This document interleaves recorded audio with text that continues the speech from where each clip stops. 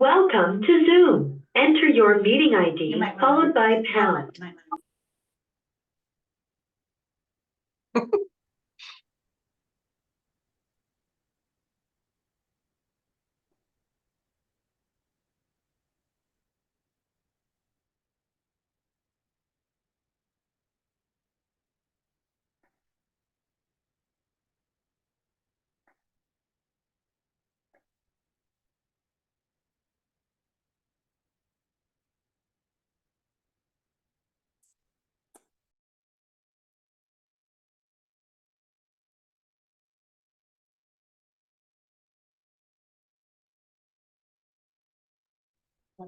Okay, are we ready?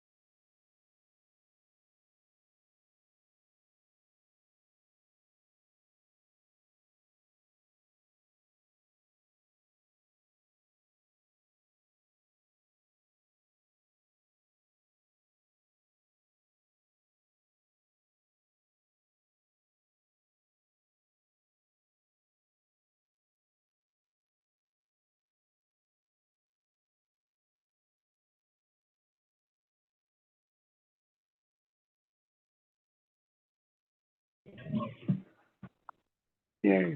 All right, can you hear us now? I can hear you, but there's a serious echo. All right. Is that better? No. I can't hear them now. We didn't say anything, but yes, it's all good. All right. All right. So can you hear us now? Yes. Okay. All right. We're having some technical difficulties over here with which type can we hear and which ones can we not hear. So thank you for bearing with us. No problem. So I'm now going to call the Tumwater Budget and Finance Committee meeting to order, and this is our meeting on Tuesday, April 23rd. And so we will do a roll call, and I believe all four of us from the committee are here, so we'll dispense with that. One point of business we have to deal with first is approval of the minutes of the Budget Finance Committee from October 23rd, 2023 and November 7th, 2023. Do I hear a motion to approve? Yes, I have a motion. Okay, it's been moved by Councilmember Swarthout. Second. It's been seconded by Councilmember Gabi. All those in favor signify by saying aye. Aye. Okay, those opposed? I don't think we have any opposed. All right, now we will move into the 2024 Community Development Block Grant, CDBG, funding interview, and I will turn it over to Brad. All right, I'll be very quick here.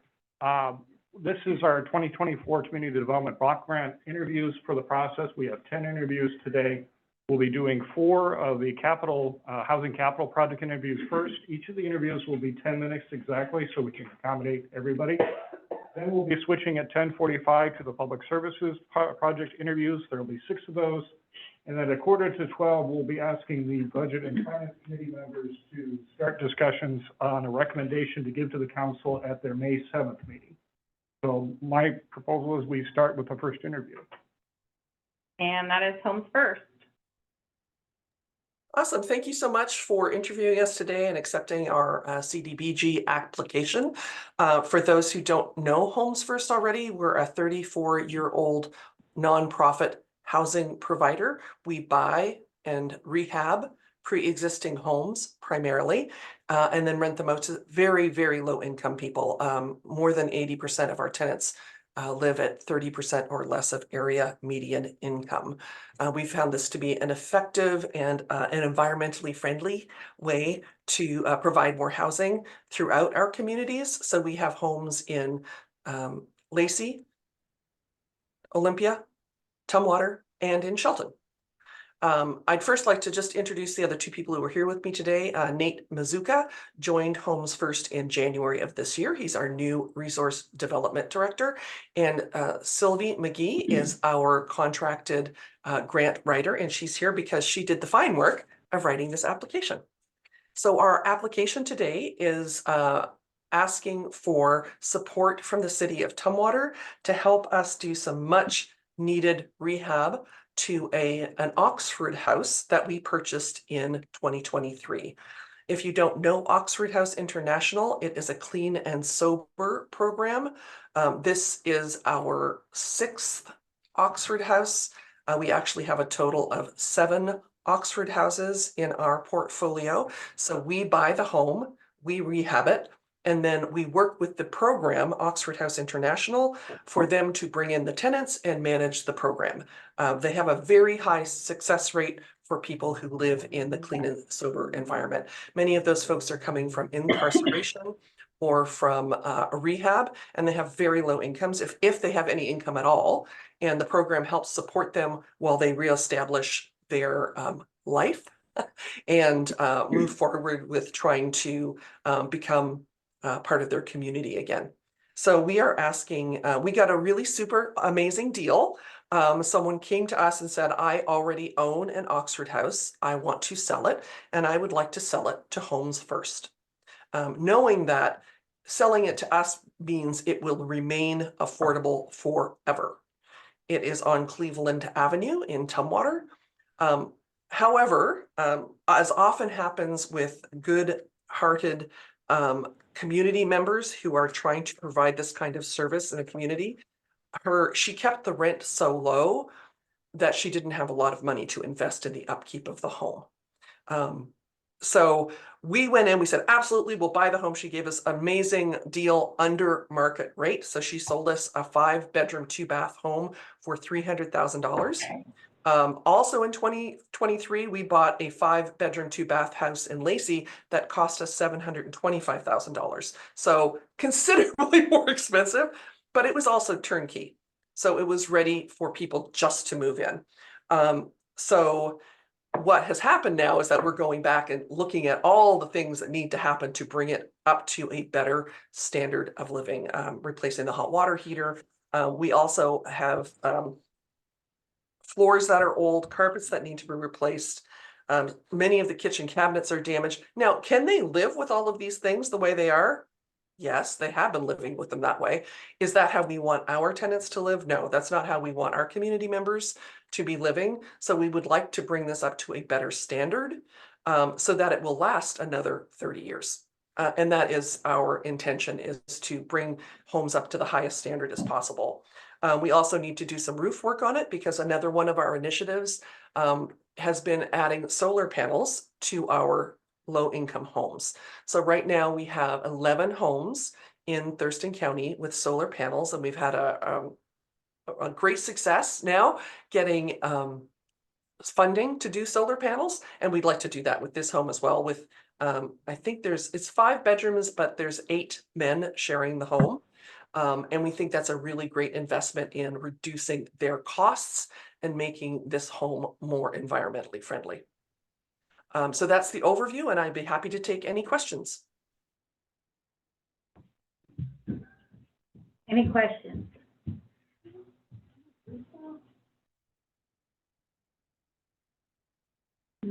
I do not see any questions, and so Trudy, where was that property at again? I have it written down here. Cleveland Avenue. Okay, perfect.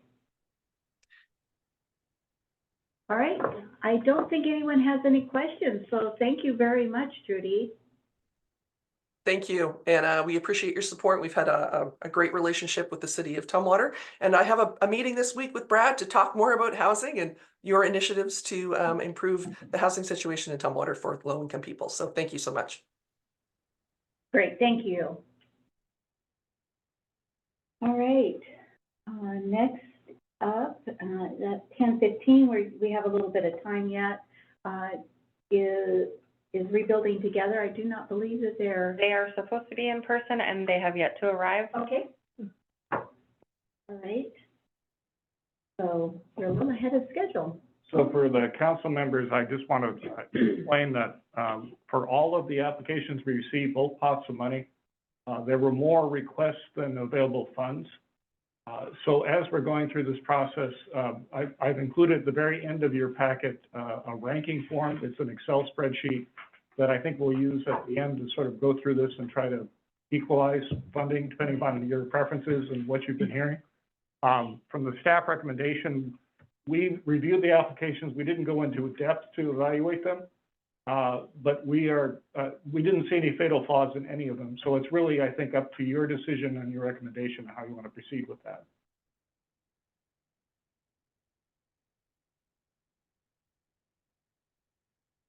Right.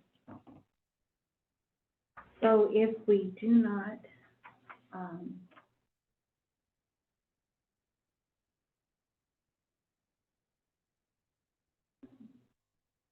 so if they do not, They're probably looking for a parking place. probably, yeah. Is it possible to switch on with the next one? Well, they're not here yet. So the only person we have present in the lobby right now is Erin York with Catholic Community Services from the Public Services Project end of Yeah, so the. we're way down. Yeah. Right.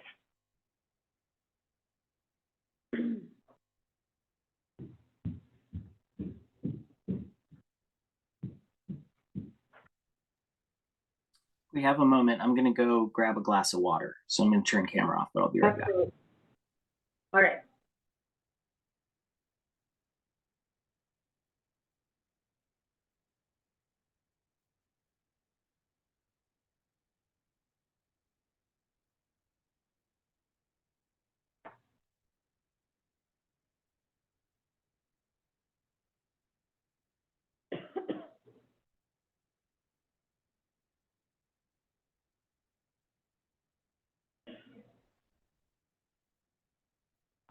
Appreciate he already did the math. I was sitting here trying to work out the math, and then he said, forgot that the thing was at the end. It's like, now my brain doesn't have to work so hard.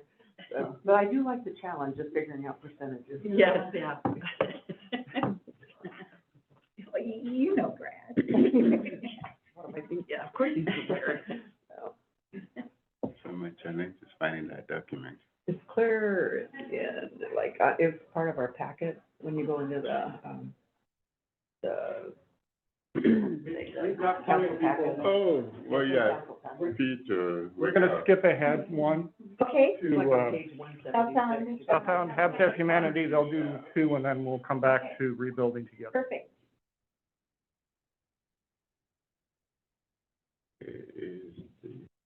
Hello.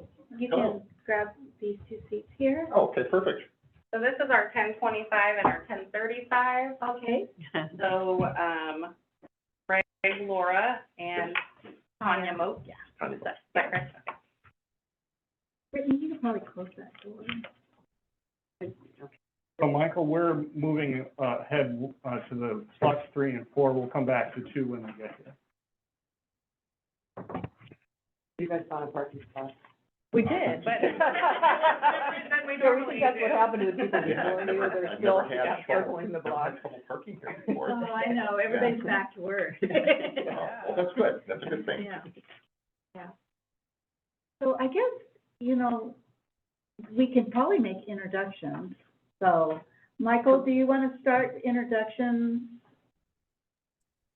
Sure, happy to. Michael Althauser, I'm a council member. I was first elected in 2017. I think this is my second year as a member of the Budget Finance Committee, but I think my first time participating in these interviews, I believe. Great. And then I'm Debbie Sullivan. I'm mayor of the city of Tumwater. My name is Lisa Parks. I'm the city administrator for Tumwater. And I'm Peter Agave, City Council member, and I was elected 2022. And this is middle of COVID. And this is my very, very first interview for this. Eileen Swarthout, gosh, I was appointed in 2014, so this is my third CDBG rep. Brad Medford, Planning Manager at the City of Tumwater, helping coordinate the process. Brittany McClanahan, executive assistant, also helping coordinate the process. Great, thank you. And then Tanya, she's our Chief Advancement Officer, Great. been with us for about 10 months I now. think 10 months. Yeah. June? Did you Yeah, start in June? yeah, May, yeah. Yeah. I started in June last year. Still Sounds really When we have a full cycle, then maybe I'll understand a few things. Maybe. And I'm the Chief Operating Officer, just recently got our new CEO, Elizabeth Walker, in place. For the last 8 months, I was the interim CEO. Great. Awesome. Well, I will go ahead and turn it over. I think the first one that we have is a critical home repair. Yeah. And you want to hand out a couple of these. I have a handout here for you. I can hand this way. Yeah, perfect. Thank you. So I wasn't sure the nature of all this, so I made a handout there. And what I'd like to speak about on the critical home repair side is that I think this is the second time that we've asked for funds for critical home repair, CDBG funds from the City of Tumwater. We successfully spent down the last round of funding that we had, helping folks, mostly seniors and veterans, are the majority of the applications that we get for our critical home repair program. Our program started in 2020. I've got a little chart on here. You can see we kind of have a slow start as far as number of projects per year, 3 and 5 in those first early years. Last year, we had 23 projects that we completed. And this year, in the first quarter so far, we're at 8 projects completed. So we're on pace to do a little over 30. So word of mouth advertising that we're doing is really attracting more people to us. And thus, we have a need for more funding in order to continue to do that. We get funds from the county. We've got funds from Olympia and Lacey as well. The county funds, of course, let us work mostly in South County. But the funds from Olympia, Lacey, and Tumwater let us really focus on residents within the city. We've got projects, have ranged from $657. My assistant was very exact, to over $45,000. So a wide range of things, to putting a new roof on a place, remediating some mold, complete redo of a bathroom to make it accessible, handicap accessible, kitchens handicap accessible, either for seniors with disabilities or for disabled veterans. It's a lot of the work that we do too. We're excited about our new partnership with LMT-AAA, the Lewis Mason Thurston County Area Agency on Aging. I had to practice saying that. That's really. We contacted them because our Pierce County Habitat suggests they do a lot of work with the Pierce County Agency, and they were very excited to hear from us. Apparently, there's a lack of contractors that want to be associated with them, and they say they've got a long client list and they don't have people to do jobs for their aging population. So we're excited to be helping those seniors, and we also see it as a funnel for people to get into the critical home repair program. I'm imagining that when we go into some of these homes, what this agency focuses on is very small group of repairs, grab bars, accessible showers, and ramps is about what they do for accessibility in the home.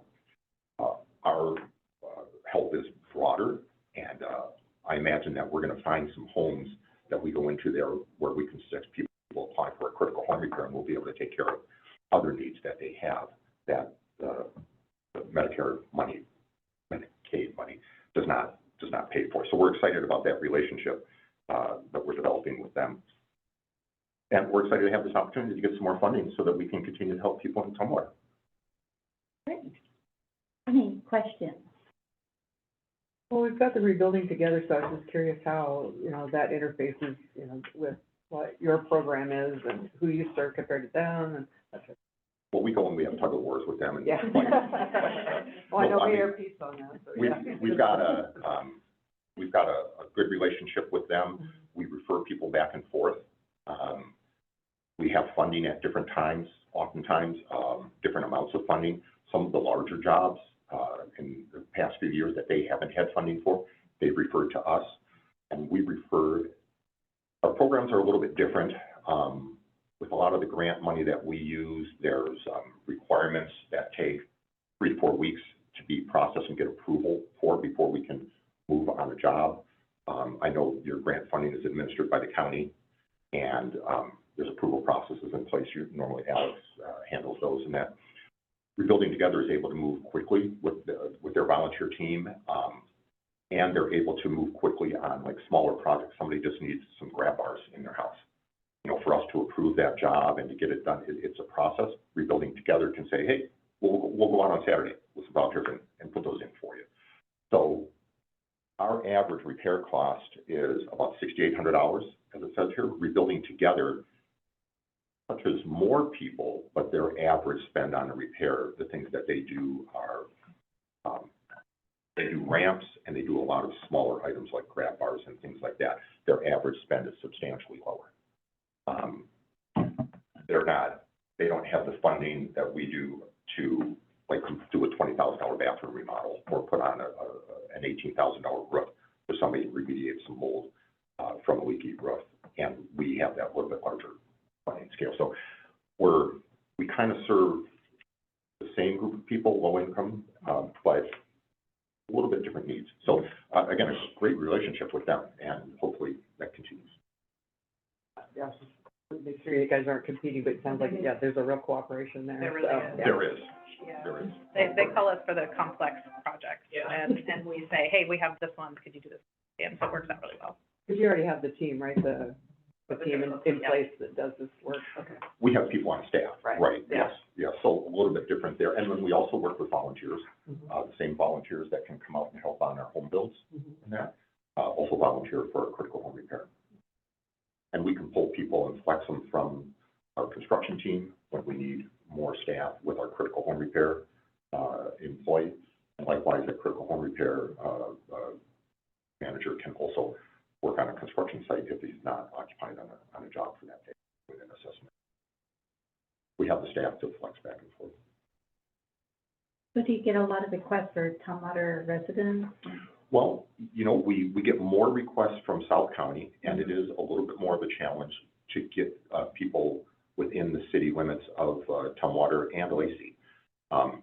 In the early years, it was more of a challenge. We are better known now. We're advertising our program a little bit differently. We have for instance, we are making this into a postcard, and we're sending it out to seniors and veterans in Lacey to advertise the critical home repair program. We currently have a CDBG money from Lacey that we're in the process of spending down. But just to get the word out, also we partnered with Lacey in the past, and they've put this out in their electronic newsletter that they send out every month. And possibly that's an opportunity for Tumwater as well. I'm not sure if it can be posted on your site or if you do a mailing. We paid for the mailing in Lacey. We had some funding that would support indirect costs. I feel that with the relationship with the Area Agency on Aging, that's going to help us find residents within these cities that we can touch, helping them through that agency, and then possible also help them with critical home repair. How about manufactured homes? We do work on manufactured homes as well, yes.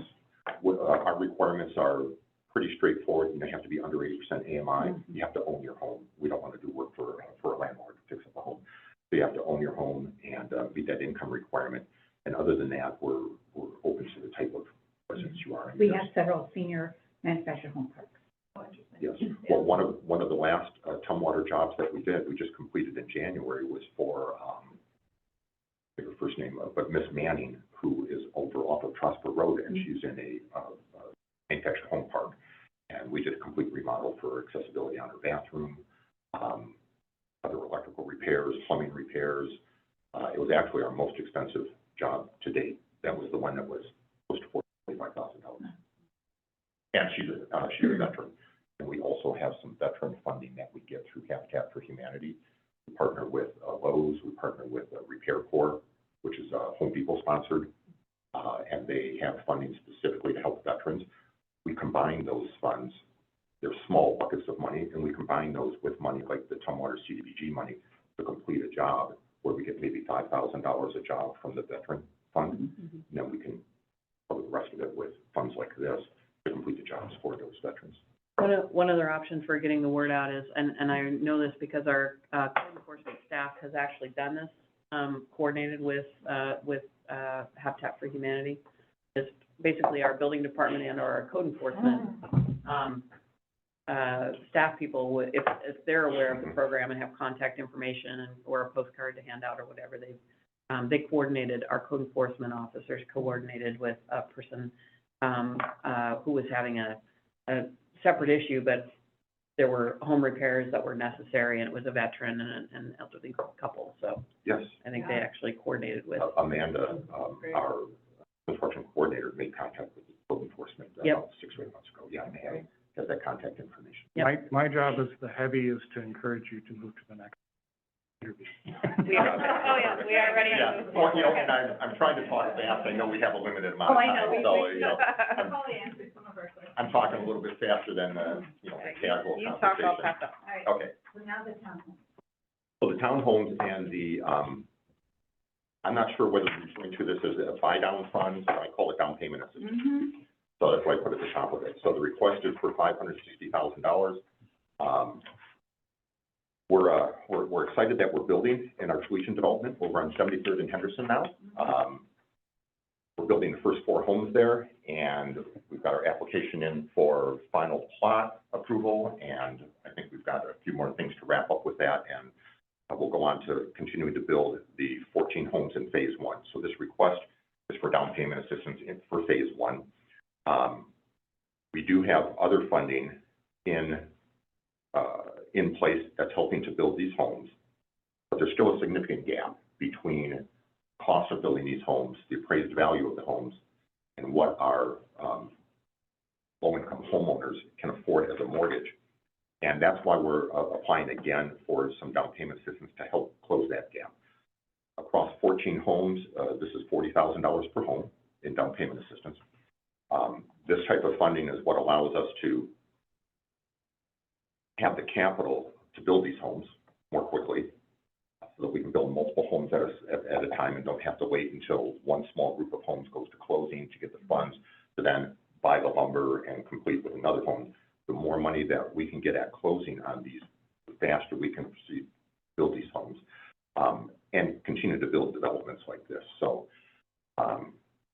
because of that gap, and to a degree, it's nice that home prices are not going up quite as much as they were in the last 3 or 4 years during COVID.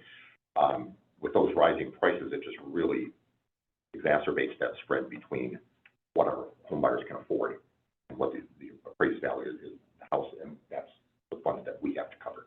People ask what the magic is and how do we build homes that people at lower incomes can afford.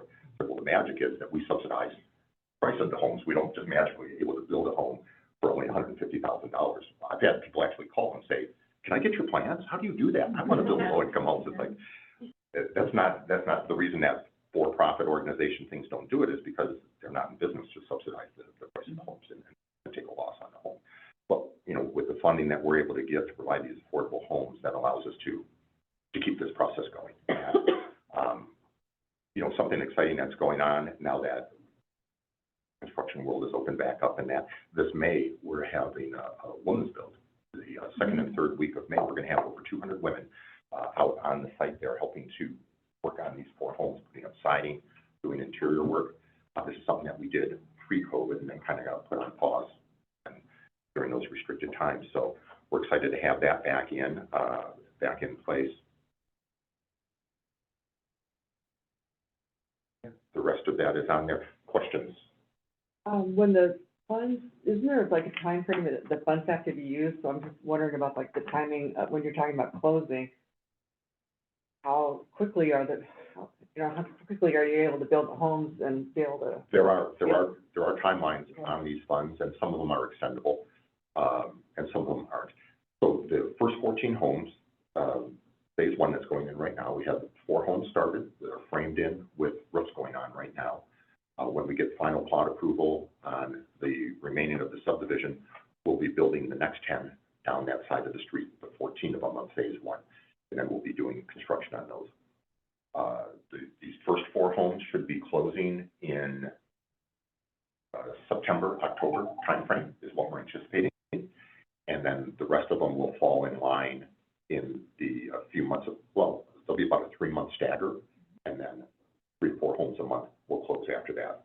So these funds would be spent down by January to February of next year. The prior down payment assistance that we do have, which was also $40,000 per home, those funds were captured, awarded a couple of years ago, and they're still within the window to be spent down. Yes. Yes, that's gonna say. Yeah, I was gonna say, yeah. We had, this was. We know how long it takes. Yeah. Now that we're building, the timeline is much clearer, going through the infrastructure permitting process. There's a big variable there. We anticipated starting sooner, but now that we're actually building, the timeline is much more. So on your critical home care program, in 2023, you had 23 projects. Yeah. So thus far in 2024, you've had 8. So what happens if in 2024, if you make a quick on the continent, you have about 40 or 30 something projects? Do you turn down anybody because there won't be funds? Can we turn down anybody? Would you turn somebody down because there won't be any funds? If we were to, our program for critical home repair is dependent on funding. Yes, if funding were to run out, either in a given jurisdiction or whatnot, we would put them on a waiting list and we wouldn't be able to move forward. So yes, people would be turned down if we didn't have the grant funding for these. Michael, do you have any questions? I don't, thank you. All right, yeah, I'm trying not to ignore you because you're. We have the same thing with hybrid also. I mean, wait, there's people, yeah, absolutely. I looked up and I saw you, Michael. All right, yeah, so I think we're familiar with this particular, the down payment assistance, so, yeah, Perfect. great. So, any other questions? Anything else? No. I think we're done on time. So Yeah. I have seen I don't live too far from those homes on Anderson, and I kind of like them, so Yeah. you're doing a good job. Oh, thank you. We'd love to have you come out for a tour and come see it. I was at the groundbreaking. That's right. It looks a little different. There's room. Different now. We've got homes up, it's very Yeah. exciting. It's very Yeah. exciting, yes. We'd love to have you all come out. Well, thank you for all Yeah, the work. anytime. I mean, certainly it's right here to drive by, but our construction people are on site Monday through Friday, so, We can schedule something. yeah, absolutely. Yeah. Awesome. Thank you. Have a great day. Thank you. Nice to see you.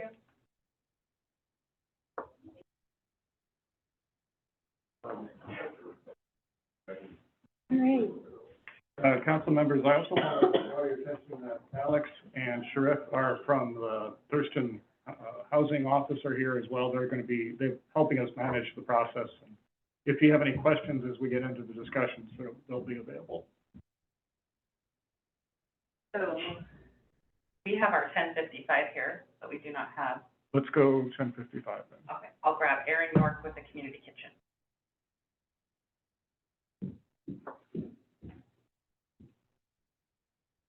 We don't have the rules in place. If they don't show up, they don't get the money. I know, we gotta fix that in LTAC. Yeah. Well, if we provide adequate parking, maybe we can. Yeah, right.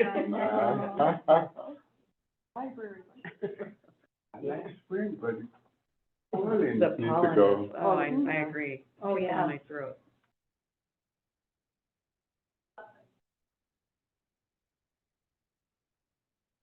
Hi. Hello, you can go ahead, these two chairs. Good morning. Good morning. Hey, I'm Erin York with Catholic Community Services. Great. We'll go around and do introductions. Great. Also. So I'm Debbie Sullivan, Mayor of City of Tumwater. I'm Lisa Parks, the city administrator. Hi. Peter Agavi, council member. Eileen Swarthout, council member. I'm Edward Planning Manager. Michael?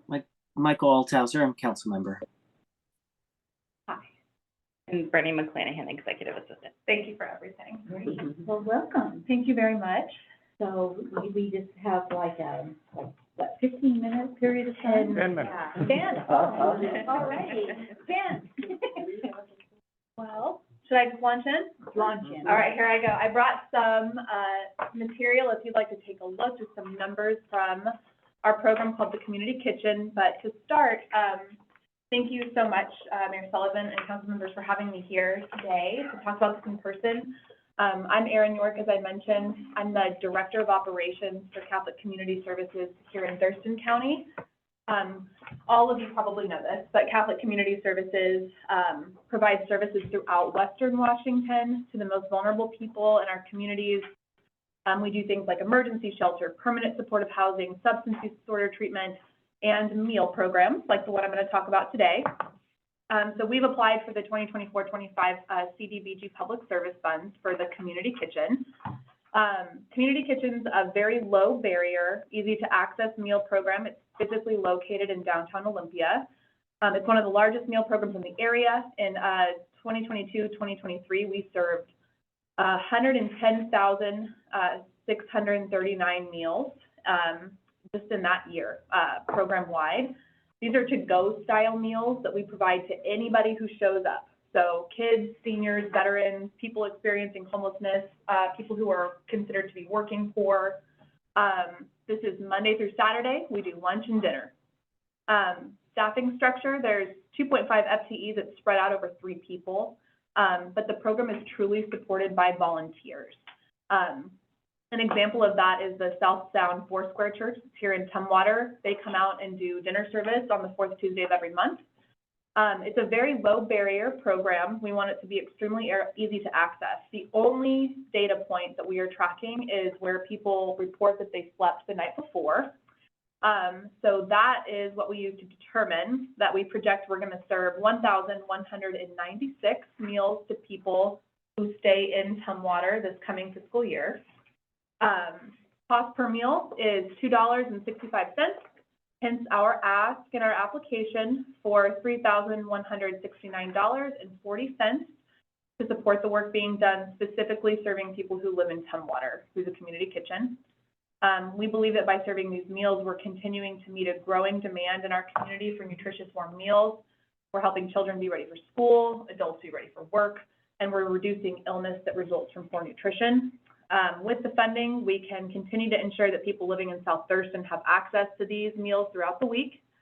I think a lot of you probably remember that CCS has been awarded this funding source in all 3 jurisdictions in past years, including Tumwater, and we're so grateful and hope that we would be funded again so we can keep going with the work that we're doing. Every little piece matters a lot to the community.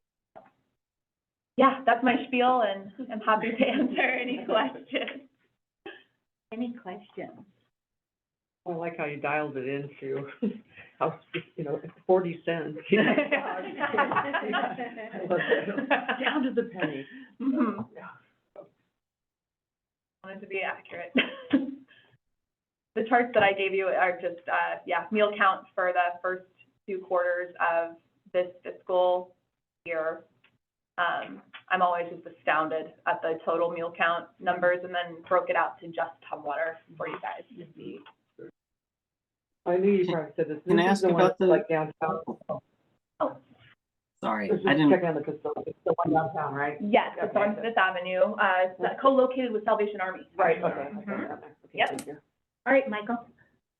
So you mentioned that the meals were to go. I remember the we've done a tour before a number of years ago, but I remember a cafeteria and a dine-in option, but is it just to go now that people get the meals just to go? Just COVID. So that did a number on our ability to do congregate serving. Another challenge with that facility is lack of bathroom access for people who are participating in the program. And so for all of those reasons, it has made the most sense for us to continue serving. But the conversation internally is how do we quickly get back to congregate style meals? There's just so much more community building that happens in that setting. And but there are challenges that come with that, including our slight staffing structure. So. Okay. Yeah, Things I to was think gonna about, but- ask how the space had been repurposed if it's no longer congregate, but it sounds like the future plan is to resume that type of service. Return to that, and we are also using it as a staging area to prepare meals that we deliver to other programs. So for example, the Drexel House Shelter in Olympia and also Quinn Street Village Tiny Home, we deliver lunch to them every day to provide their, so that's another function of the community kitchen, not only serving people who come to that location, but also delivering out. But I don't think that that much applies to things happening in the city of Tumwater. Unless it was Coyote Village. Yes, that is true, but I don't think that we've explored that yet, but I'd love to open a conversation about those kinds of possibilities. Yeah. Amazing with the facility, because it's kind of, it's rugged downtown, so we've seen that kitchen, and so the fact that, yeah, you're still able to carry on your business in such a. Yes, we have some just stellar veteran volunteer crews that get in there and just make incredible things happen with a limited amount of supplies and time and space. Salvation Army was supposed to renovate, remember we went on Uh-huh. that thing, but Yeah. that doesn't seem like that ever came to fruition, so. So I have to say, I'm new in this role. I joined in October and then went on a maternity leave. So I think it's been 4 months total. I do think that there were some recent-ish renovations that happened in the space prior to my joining. I could look into that a little bit more. Oh, no, I was just curious, yeah, just the fact that, you know, if the kitchen's part of the upgrade at some point, so, Mhm, yeah. mhm. Yeah, COVID kind of put a damper on Yeah, a lot, yeah, because I think So it was many pre-COVID when we went on that tour. yeah, it totally was, yeah. I Yeah. see. Yeah. We'll have to have you back. Yeah, it was pre-COVID and there was ideas and Right. movement And then so much changed. yes. Yeah. Great, all right, well, thank you very much. You're so welcome. You guys know how to get a hold of me if you have any other questions. Thank you very much for your time. Thank We look forward to hearing. Thank you.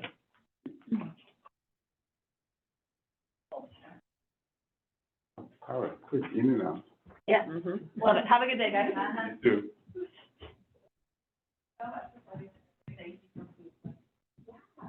We're just cooking along. I'll be right back, I'm gonna get something quick to drink.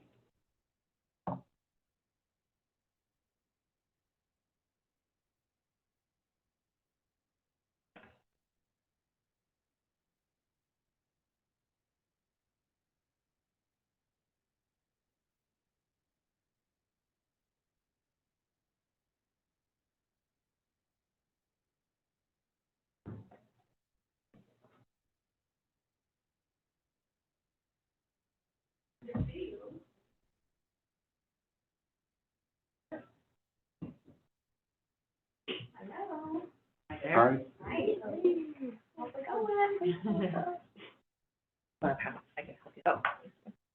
it is Felicia.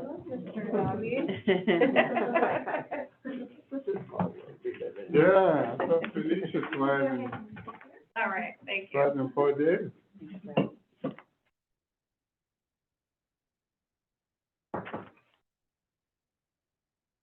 How you doing? Good, how are you? Okay, I like the color of your shirt. thank you. All right, so before we get started, we can do a round of introductions. I'm Debbie Sullivan, I'm the mayor of the city of Tumwater. I'm Lisa Parks, I'm the city administrator. And I'm Peter Agavi, council member. Eileen Swarthout, council member. I'm Andrew Planning Manager. Michael Altauser, I am a council member. And Brittany McClanahan, executive assistant. Stella Catrivino, CEO for Boys and Girls Club. Alicia Mai, area director of Jefferson County Boys and Girls Club. Great, welcome. All right, so, you can go ahead. Yeah, so thank you for, once again, reviewing our application for CDBG funds. As has been the case in the past, we're applying for support of club members who are low, moderate income qualified. This is a significant part of our mission at Boys and Girls Club, is to make sure that kids, teens have access to our programs in a very low barrier way. in line with that, we keep our fees extremely nominal. But for families that are in that LMI category, even the fees that we do charge are really outside of what they can afford. We offer 100% scholarships for families who are unhoused. We extend that 100% opportunity as we can to families who are at the lower end of the income guideline. And we know that that makes a huge difference for families who are looking for housing, who are looking for work, single parent households who are really trying to make ends meet and need that extension of their family to wrap around their kids and provide mentoring, academic enrichment, healthy lifestyles access, as well as good character development. And so we do that at the club every single day. This application supports 70 youth at the Tumwater Club.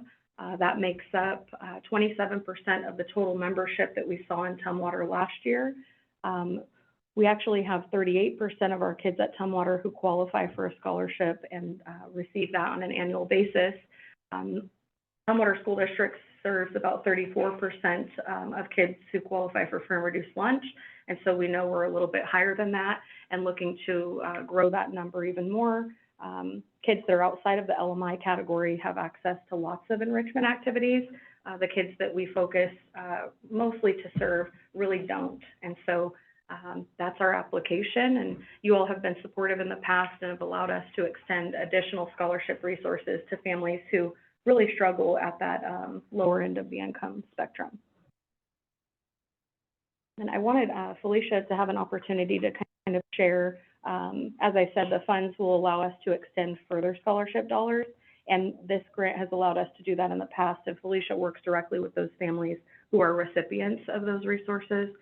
So she wanted to give you guys an idea of what that experience is like. So I was on my way out of the club and a parent approached me. She went to go pick up her child and she approached me as I was leaving and she said, hey, I'm really going through a hard time. She's already on the lowest scholarship that we offer. And she's like, I've been really trying to stay on top of my payments. I know I'm behind. I'm trying to do the best that I can. But right now in the position that I'm in, I can't afford rent. And I said, okay, well, let's talk about reassessing your scholarship and what that looks like. And she's like, I can keep trying to do the payment plan, but I know when summer camp rolls around, I cannot afford it. And I said, okay, well, let's see what that looks like. Let's see how we can help. So we reviewed her scholarship and I went ahead and approved her for the full scholarship. And she just reached out and grabbed me by my shoulder, you know, with a little bit of squeeze, and she was just teary-eyed, and she said, you don't know how much this means to me. I don't have parents. I don't have family. I don't have siblings. I'm here by myself with my daughter. The club is all I got. And that just goes to show, like, wow, imagine if she didn't have the courage. I wouldn't have known that she was really struggling, and just like being able to support her and help her through, now she knows that, you know, she can come to us and we will be there for her and her child. Some perspective about the fee that she was referring to for that family. It's $30 per month typically, which you won't find anywhere for after-school support and programming. And then during the summer, it's $23 per week per child at our highest scholarship. And so to be able to extend 100% scholarship where there's zero fees is the difference between some families being housed and not. So happy to answer any questions that you all have for us. There is no question other than to say that you guys have done a very, very good job. I have had 3 of my kids get a bus on that club. Besides the school, the activities, and then the building relationships that we have first met Aunt Felicia. That was, I don't know, about 7, 8 years ago. Yeah. And then so the bus on that club is an asset in our community. Thank you. I appreciate the opportunity to have served your kids. And I would just add, $30 doesn't sound like a lot, but it is. It is. It's a huge amount of money when you're trying to figure out how to even just put minimal food on the table. Right. I mean, it's a half a tank of gas right now in a good vehicle, and you know, sometimes that's an issue. You know, it's groceries that they wouldn't otherwise have. I mean, the ways that $30 can stretch for a family, are pretty amazing, so. Mhm. Well, and then the 23 per week, that's a killer, Yeah. for a lot of families, I don't know how, with the summer care. Right. Oh, yeah. Yeah, and our hours during the summer, and they can't really plan for it, and so it is a spike for, the summers for them to wrap around financially. How do we do 4 weeks per month at $23 when we didn't do that all year? And so, that is definitely part of it. And next summer, this grant would include, 100% scholarships for those families that are typically paying $23 per week.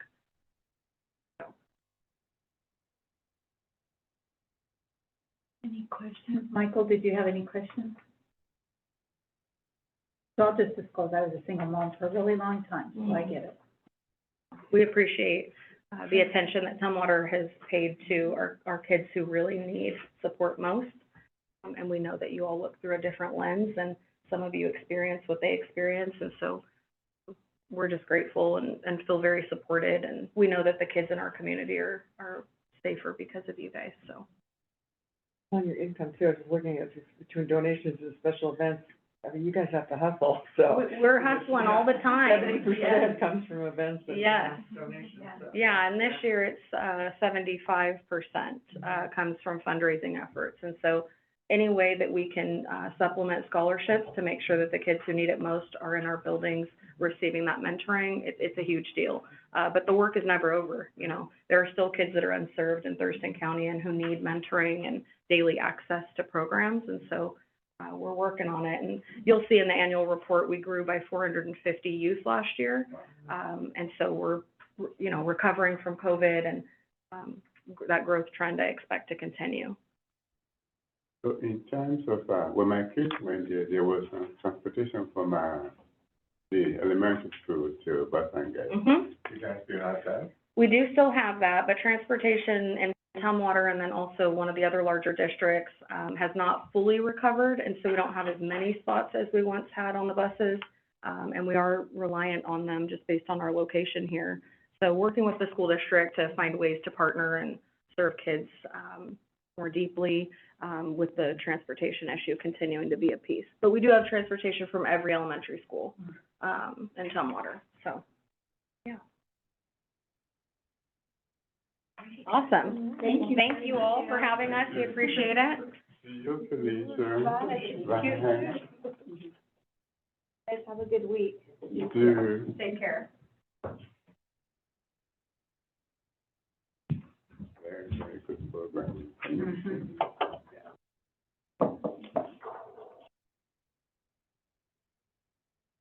I don't know, like how parents, during the school, how do you wait? Well, so I asked about the transportation because that was a saving grace. So I have to be at work. My wife was at school. So school started about what, 1:30 or 2. So the school bus would take her to Bus and Get Club, and after work I'll go get them and take them home. So without that, I don't know what I would have done. Yeah. Yeah.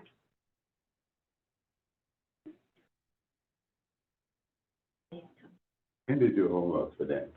Yeah, they have the homework. Yeah, they have so many things that they do there. It's amazing. I know it's been a while since I toured pre-COVID that I toured the one in Tumwater, so yeah. That and the TYP program, someone that is really, really good with those two programs. Hey, hello. These two seats here. I just saw Shelley. You guys are having a good day. Yeah. We are. We're having everybody. Yeah. This is Karen, our deputy director. Hello. You're good, yeah. So this is what would be our 11:05, but they're here now. We're just, we had a schedule, but we're just doing it all over. Hi, Michael. All right, so I know you probably know everybody, but we'll just go ahead and do introductions. I'm Debbie Sullivan, Mayor of Tumwater. I'm Lisa Parks, City Administrator. And I'm Peter Agati, City Council Member. I'm Lisa Worthout, Council Member. Planning Manager Brad Medjord. Michael Althauser, Council Member. Good to see you both. And Brittany McClanahan, Executive Assistant. Great.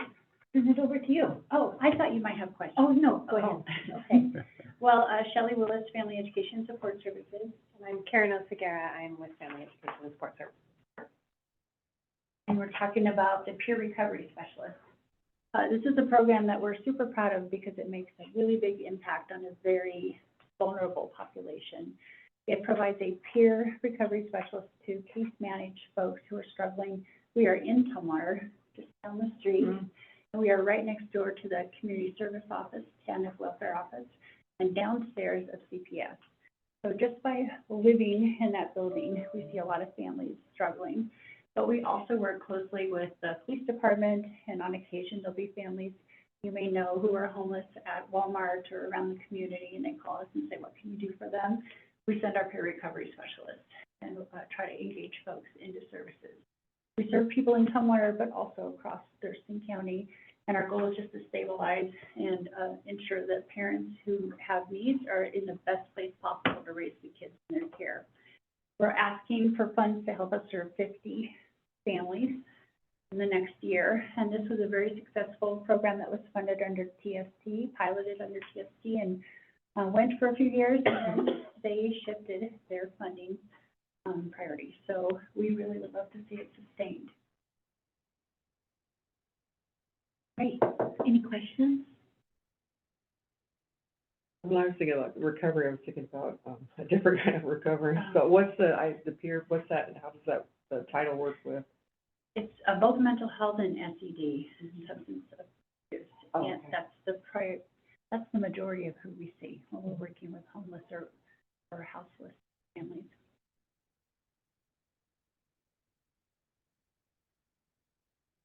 What were you thinking of? Well, I was thinking that had to do with drugs and alcohol, but I wasn't sure, because then I was thinking, so you must have someone that comes along with them as far as the peer part that your staff is like a peer to the families. We hire peers who have been through the dependency process, had their kids removed, were able to reunify, and then went through some very intensive training before they were able to sit across from the people who work with them on their kids. So now, a few years later, they're meeting people at family courts, who are entering into a dependency and helping them navigate out. And they understand living on the streets and the landscape that is constantly changing. They're plugged in far more than I would be, and they know how the best supports for those populations. Yeah, because I would think you would know it better and be able to, you can always assume you think you know, but until you experience it, yeah. Things like the buses only run at this time and this time, and if you have to get to court and be home before your kids get out of school, can you make it in time? These are the things I wouldn't think of, that they know intimately. The statistics with this program are just amazing. So when they are able to meet with people, like at the court, when this dependency is first starting, they are able to calm nerves, have them going in with steady heads, and they're also able to support them in a way that nobody else could because they've been through it. So they're going to, you can tell somebody, oh, I know what you're going through, but they can see clearly through you if you say that and you have no idea what they're going through. So these recovery, they're not working against you. They're working for you, and this is what we're going to do. And so the reunification happens quicker, more often, if they are alongside of a peer recovery specialist. How many peer recovery do you guys, does this fund, how many do you have working with you, or is that specifically on contract? They're employees and 2 full-time. Oh, 2 to do this? Okay. And then we have matching funds through what used to be called Children's Home Society, but now it's called ATIN. Well, and I would think also this would be a visualization for them to say, there is life after this, and that they could actually achieve or have a similar path. Gives so much hope. It's super scary and daunting, and it's hard to know who to trust. When someone has walked that path and can guide you through it and say, I did it, motivational. So I'm going to try to be politically correct here. There were some significant legislative changes in DCYF last year, in legislation specifically called 1227, which shifted how families enter the system. And so what we're seeing as a fallout from that is far more voluntary placements than dependencies, which for a family means less wraparound support, a lot less support. And so what that has required from our peer recovery counselors is a lot more need because they don't have the same supports that they would traditionally get from DCY. So, because you mentioned the wraparound services, Yes. is there coordination with the core therapeutic program, drug therapeutic program? Their coordinator? Yes. Do you guys coordinate with them with your services? Oh, yes. So we work very closely with Family Recovery Court and their Pure Olympia downtown. BHR, Behavioral Health Resources, is the only place that has an inpatient program where they're every Tuesday providing parenting classes, and they have an outpatient treatment program where they're every Monday providing parenting classes. And they're both in Tumwater as well. It just reminds me of what I used to do in Multnomah County. We had a program called the Independent Living Program that does similar things for at-risk youth. Yes. Back in the 80s. Yeah, see, Community Youth Services does the majority of our intervention services for youth. We work with them, but not as much because we're working with families, so the kids are much younger. So what age? Under 16? Yeah, under 16, because what happens with the families is if you have 15, 16-year-old and they're all homeless, they'll usually couch surf and the family kind of drifts apart. And keep them contained. Right. Any other questions? Great. No, thank you for your time. You bet. Thank you. Great day. Meeting some amazing people. Thank you.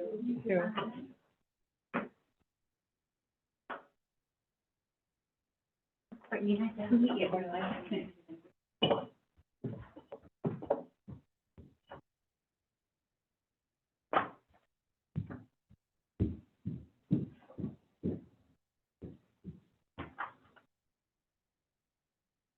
Have more money. I know. Yeah, Brad, that's, please. well, We have more money. Again, this is federal funding. The city chooses to enhance and add to its own funding. Oh. Definitely a discussion for, Yeah. I mean, if we're coming out of our community services funding cycle as well, that was definitely a conversation. Okay. Yes.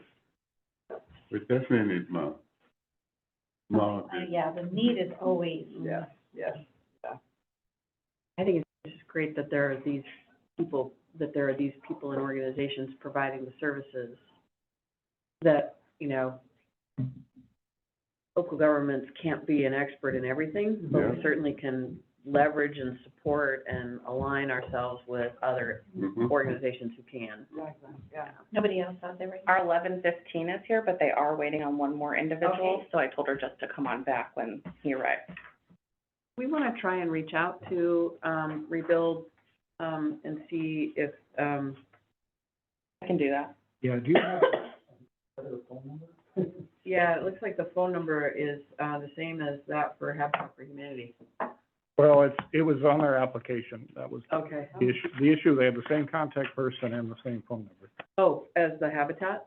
Oh, okay. Yeah, so, if we have some other contact, that would be great. Because all I had was an email for Kathy. Okay. So Heather maybe could have done both. Brad, I think I can get Kathy's phone number, if that would be helpful. Okay. Yeah, if you could do that and just email it to me. Okay. Yeah, because I guess Heather could have maybe. I had it confirmed that Kathy Johnson was supposed to be here presenting. Yeah, she was I think the person president. I think it's probably more than a parking issue at this point. Yeah. Let's see if we can find out if we can maybe, you know, if it's a travel issue or a miscommunication, maybe we can get somebody even on, you know, the Zoom link before the end of the meeting. They'll be able to.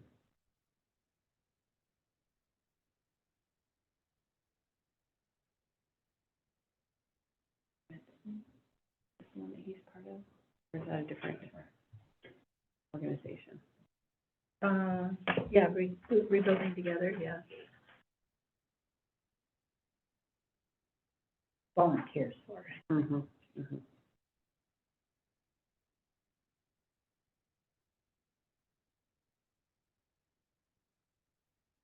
Ooh, excuse me.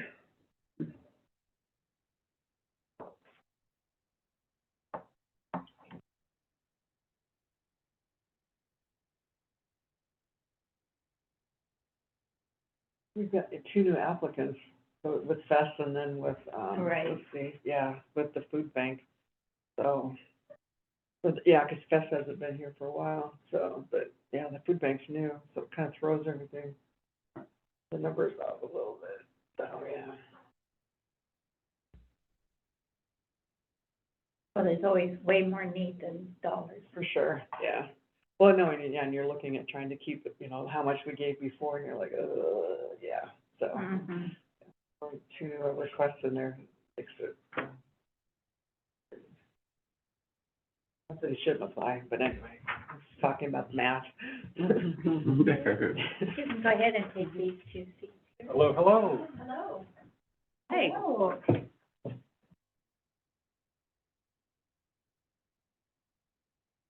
Well, good morning, everybody. Good morning. Good morning. It's good to see you all. We Yeah, certainly appreciate the chance to speak with you for a moment this morning. great. Should we get started? Yeah, I will start with introductions. I'm Debbie Sullivan, the mayor of Tumwater. I'm Lisa Parks, the city administrator. Larry Garvey, council member. Penny Swarthout, council member. Brad Bedard, planning manager. Michael Altelser, I'm a Michael. council member. Brittany McClanahan, executive assistant. If you could introduce. Well, I'll start. I'm Brian Windrope, executive director of senior services for South Sound. And I'm Rebecca Hutchinson. I'm the home share program manager with Senior Services for South Sound.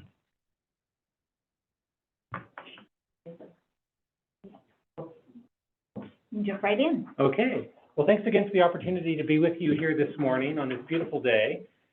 I am delighted to be here with Rebecca to advocate on behalf of our home share program.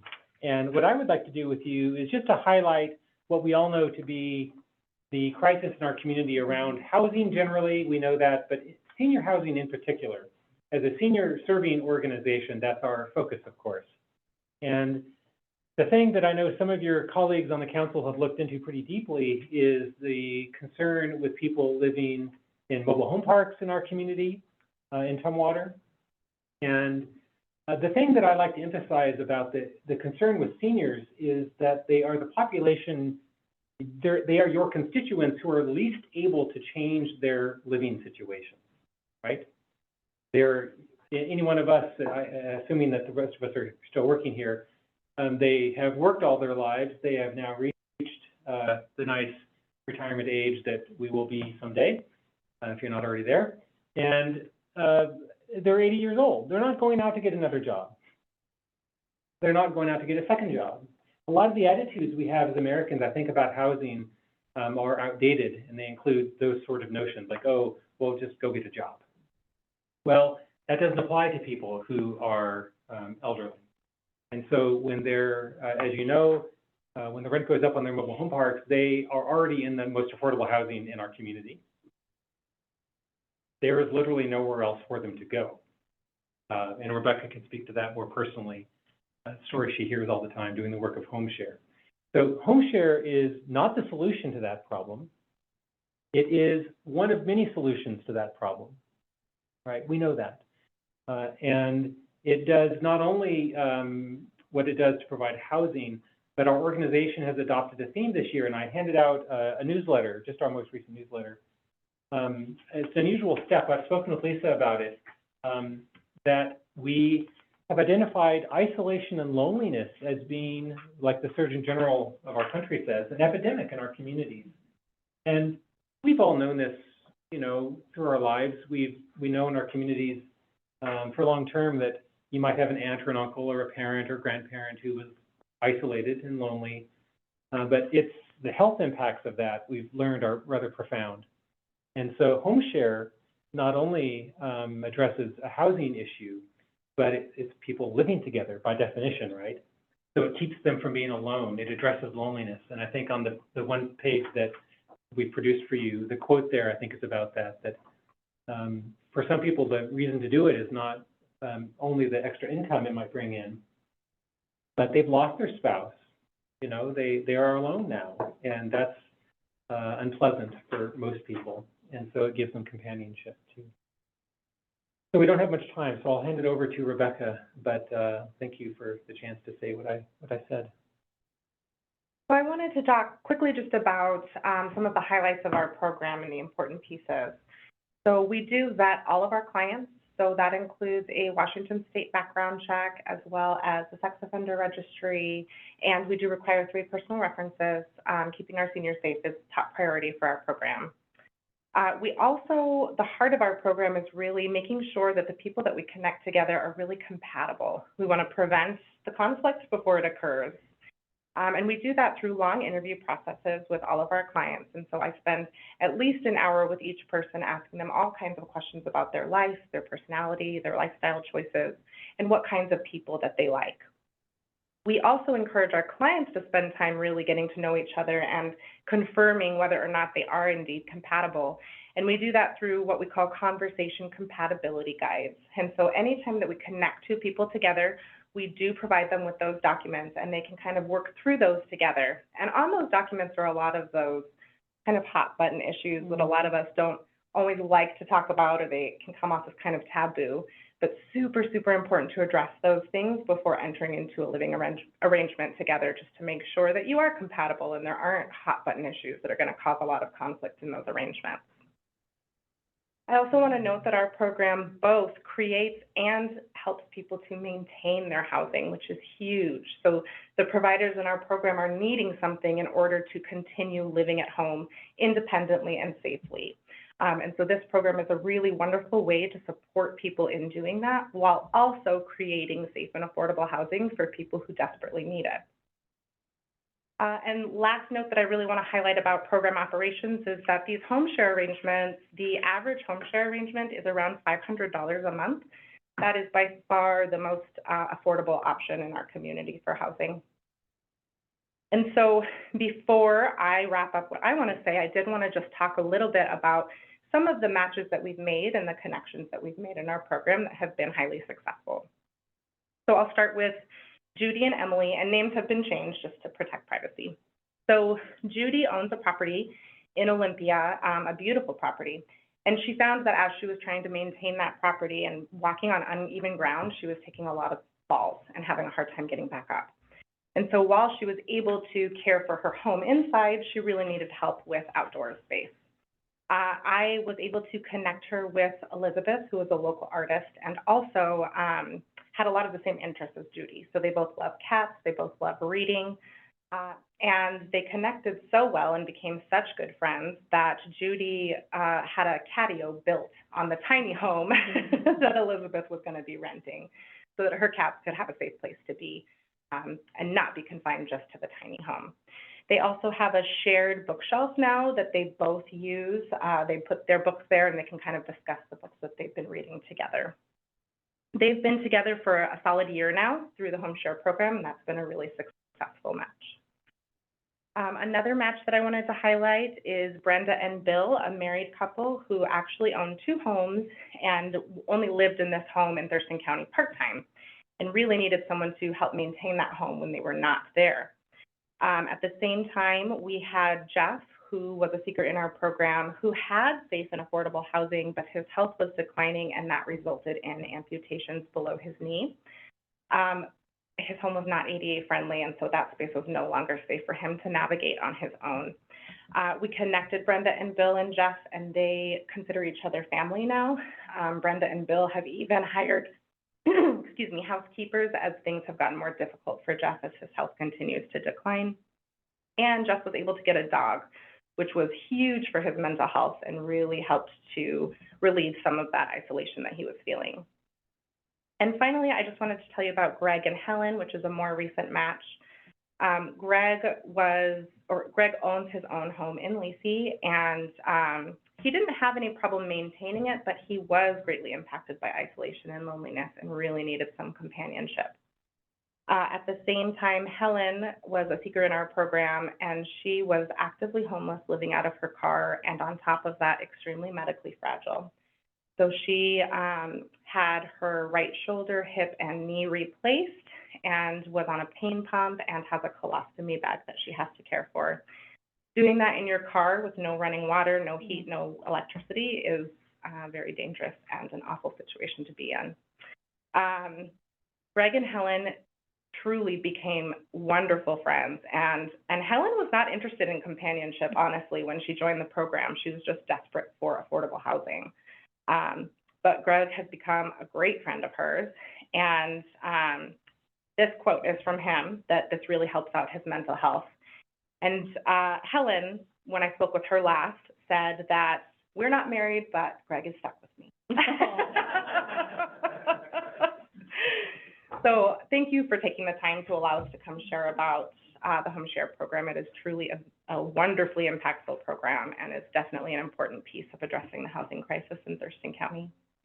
And if I could just follow up 2 quick things, we would appreciate your help as leaders in your community to help people understand that it is not anything like a Craigslist system. It is not that. It's not an online forum. People would easily mistake it for that because that's what we do a lot of these days. But all the work that Rebecca does, who's highly qualified to do this work, it's matchmaking. It's like Fiddler on the Roof. It's very intense that way. So I would like that to be something that you're aware of. This is definitely a step above roommates. Yes. And the program has we just launched it 22, 22. And so it's just now getting real penetration in the community, people learning about it, service providers knowing about it, people like you knowing about it, right? It could be one of you or your friends who learn about it. So you can imagine it takes time for this to become known and to have a track record, which it has now, to be able to show that it is an option in our community. So we're really excited about that. And I know that Rebecca maintains a long list of people looking for housing, seekers, we call them, and then people who have the house, providers, and making matches all the time. A good month, we might have 3 or 4 matches that month. So it's gaining momentum, in other words. I apologize, we need to move. Okay, well, our timekeeper. All right, well, thank you very much. Absolutely. Thank you so much for the Have a great opportunity. day. You too. Thank you.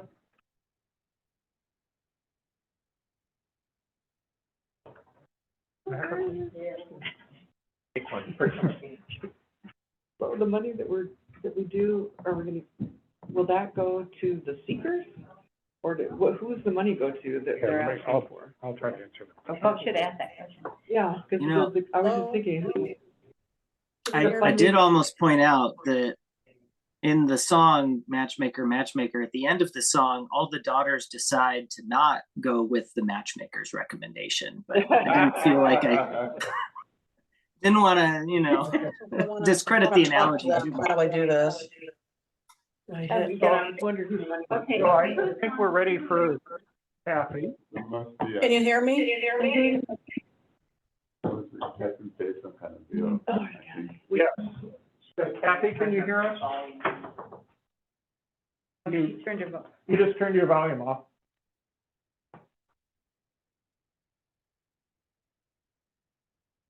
How's that, better? Yep. So one of them you have to turn off, so it's probably. Okay. Or turn your volume up a little bit. The feedback is Okay, how's that? Okay. better, much better. Okay, go ahead. Can you hear me? Yes, we can hear you, Kathy. Okay.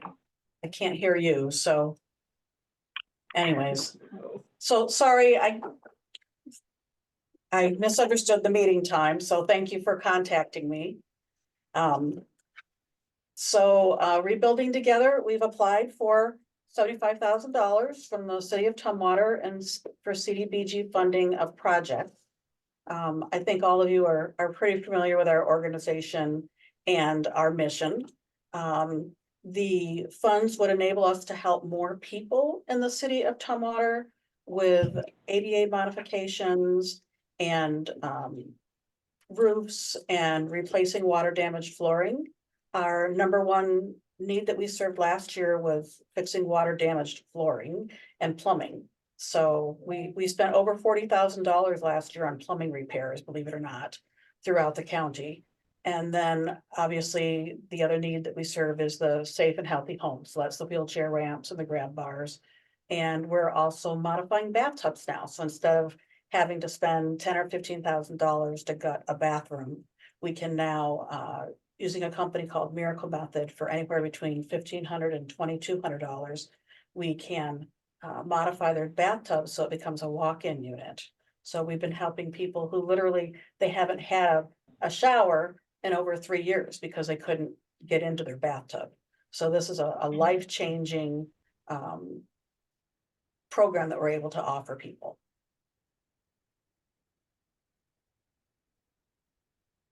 Great. Any questions? And then we So also can you hear have us? Volunteers who do most of our work. So 80% of our projects are done by volunteers. And then we use our skilled contractors who give us discounts to do the bigger repair jobs for electrical and plumbing and roofing. So this money from the city would be a life changer for many of the city residents because they'll be able to bathe, they'll be able to have a clean, dry home with a new roof on it. They'll be able to safely enter and exit their home with a wheelchair ramp and just the basics. So many times we get into a home and they just need some simple basic new doorknobs or cabinet knobs or just an adjustment to a couple of things in the home, and it makes it much more livable for them and safe. Do you have questions for me? Yes. Any questions? Yeah. Okay, I can't hear. Hold on just a minute. Oh, okay. Can you hear me now?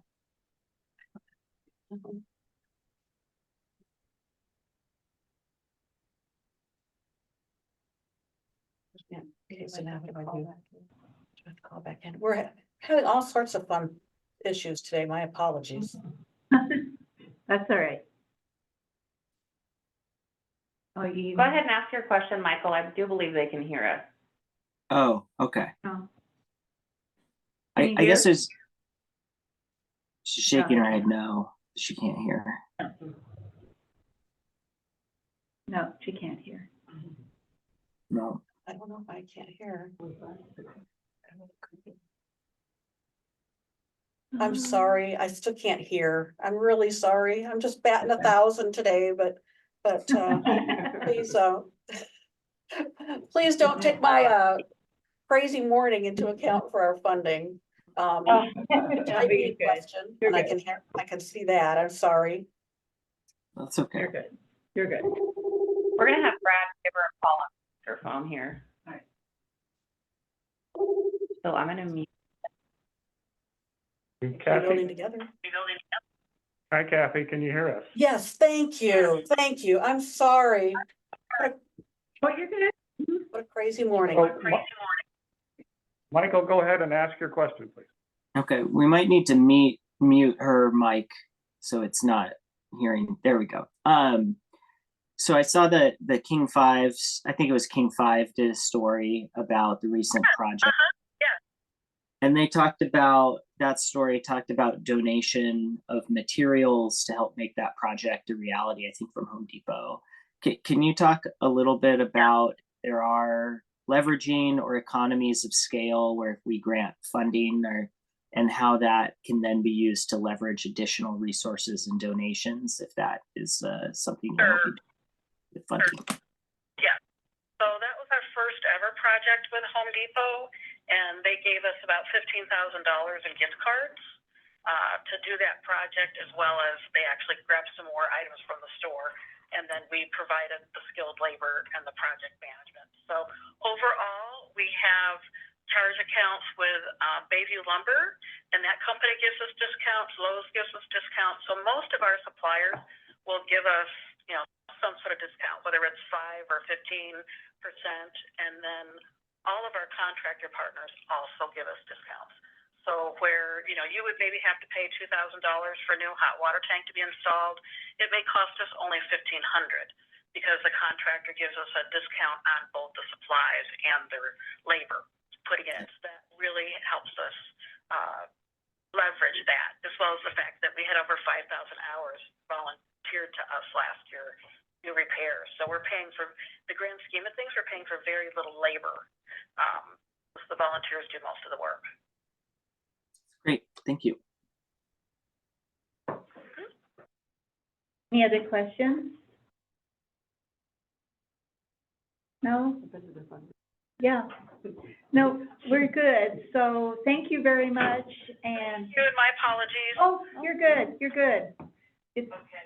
Thank you so much. Have a great day. you too. Mhm, bye.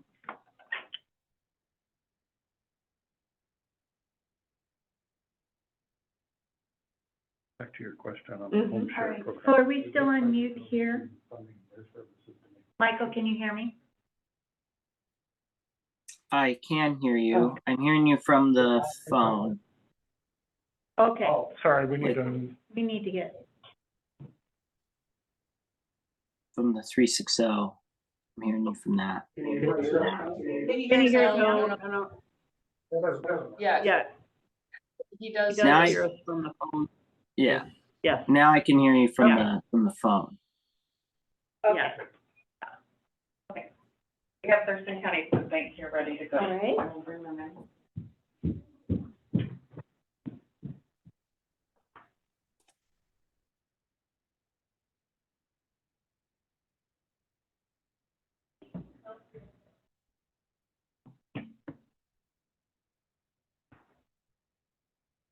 Hey, Judy. You might want to just grab another chair. It's the three, yeah, two there, and then just grab another one.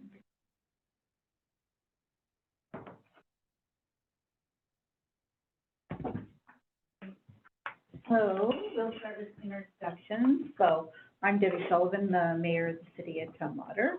I'm Lisa Park, city administrator. Peter Agaro, City Council Member. My name's Dorothy, a city council member. Brad Medry, planning manager. Michael Altezer, I'm a city council member. Brittany McClanahan, executive assistant. Oh, I'm Rebecca Graham. I'm the satellite program coordinator with the Thurston County Food Bank. Been with them for about 2 years now. Amanda Munoz, I'm the development director with the Thurston County Food Bank, and I am very new. I've been there about 2 months. And I'm Judy Jones. I'm the Senior Director of Operations, formerly the Development Director, and I have been with the Food Bank for almost 15 years. All right.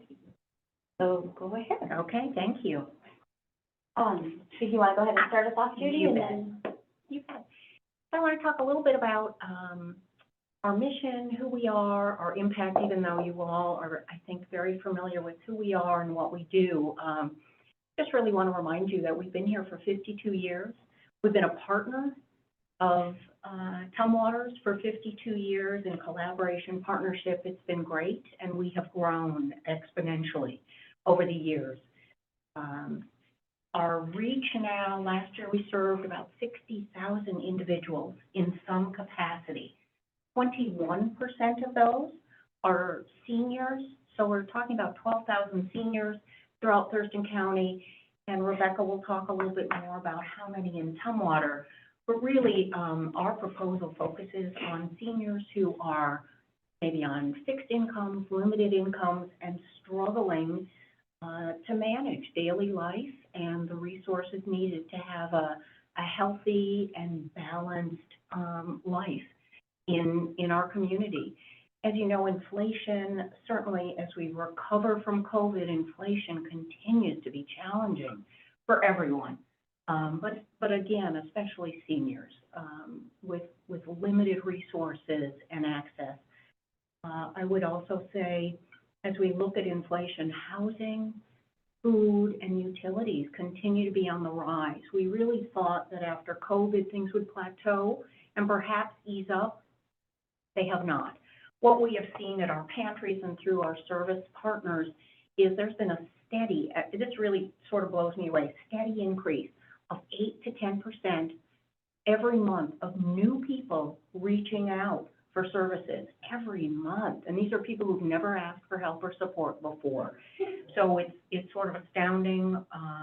We're relieved that we can be there, but we are constantly looking for additional resources to meet that increase or growing demand. Our focus continues to be eliminating hunger, strategy of neighbor helping neighbor, which means we work with community partners and volunteers, which is also where Tumwater comes in. We have some great partnerships that you'll hear about. But it really is a priority of accessing services, health, nutrition is all a part of our focus as we provide services to families and seniors. So at this point, I'd like to pass it on to Rebecca to talk about the specific programs in our ask. Thank you, Judy. Thanks for having us here so we can dive in on the nuances of the programs too. So I'm going to start with client services, who are staff members that are based out of the Lacey and downtown Olympia food pantries. And as we know, there's no brick and mortar TCFB-owned food pantry in Tumwater. We have 5 satellites here, however, and I'll kind of that a little bit too. But client services staff offer like a temperature check to really check in with folks. What are the demographics? What are the ages? What are the needs? Can we sign you up for EBT? Can we sign you up for SNAP? Can we refer you through the Unite Us portal for other social services that might benefit that particular person? So they really engage with the clients and then see what is needed. We have a program called the Other Bank, which is toiletry supplies. So anything that's not, that's not covered by your EBT dollars. It's not covered by your SNAP. It's not covered by your Medicaid. Essential items, soaps, laundry soaps, household cleaning items, toilet paper, and then also incontinence products as well for folks, and Sure, it's a food. So they check in with folks, and since we're so limited, it's very finite, the amount of product we have for Other Bank. It's only offered through the Lacey and the Downtown Olympia Food Pantry. That's what we have, we're able to accommodate realistically. So the satellites, we've got 17 satellites throughout the county. They don't get the Other Bank stuff. But it's a really critical thing. So checking in with folks, hey, satellites, we let them know, well, you can go once a month to the Other Bank Day and get Other Bank products then. They help, client services help enroll folks with the CSFP program, Federal Commodity Program. That's a 40-pound box of dry goods, low sodium, kind of fine-tuned to seniors, so 60 over, self-declaring as low income. Then those seniors who are signed up through that program now can opt in. I'm going to pick it up downtown, or I'll get it in Lacey, or I'll get it at a satellite, or I'll opt in for a home delivery directly to my home, because that's what is most accessible for me.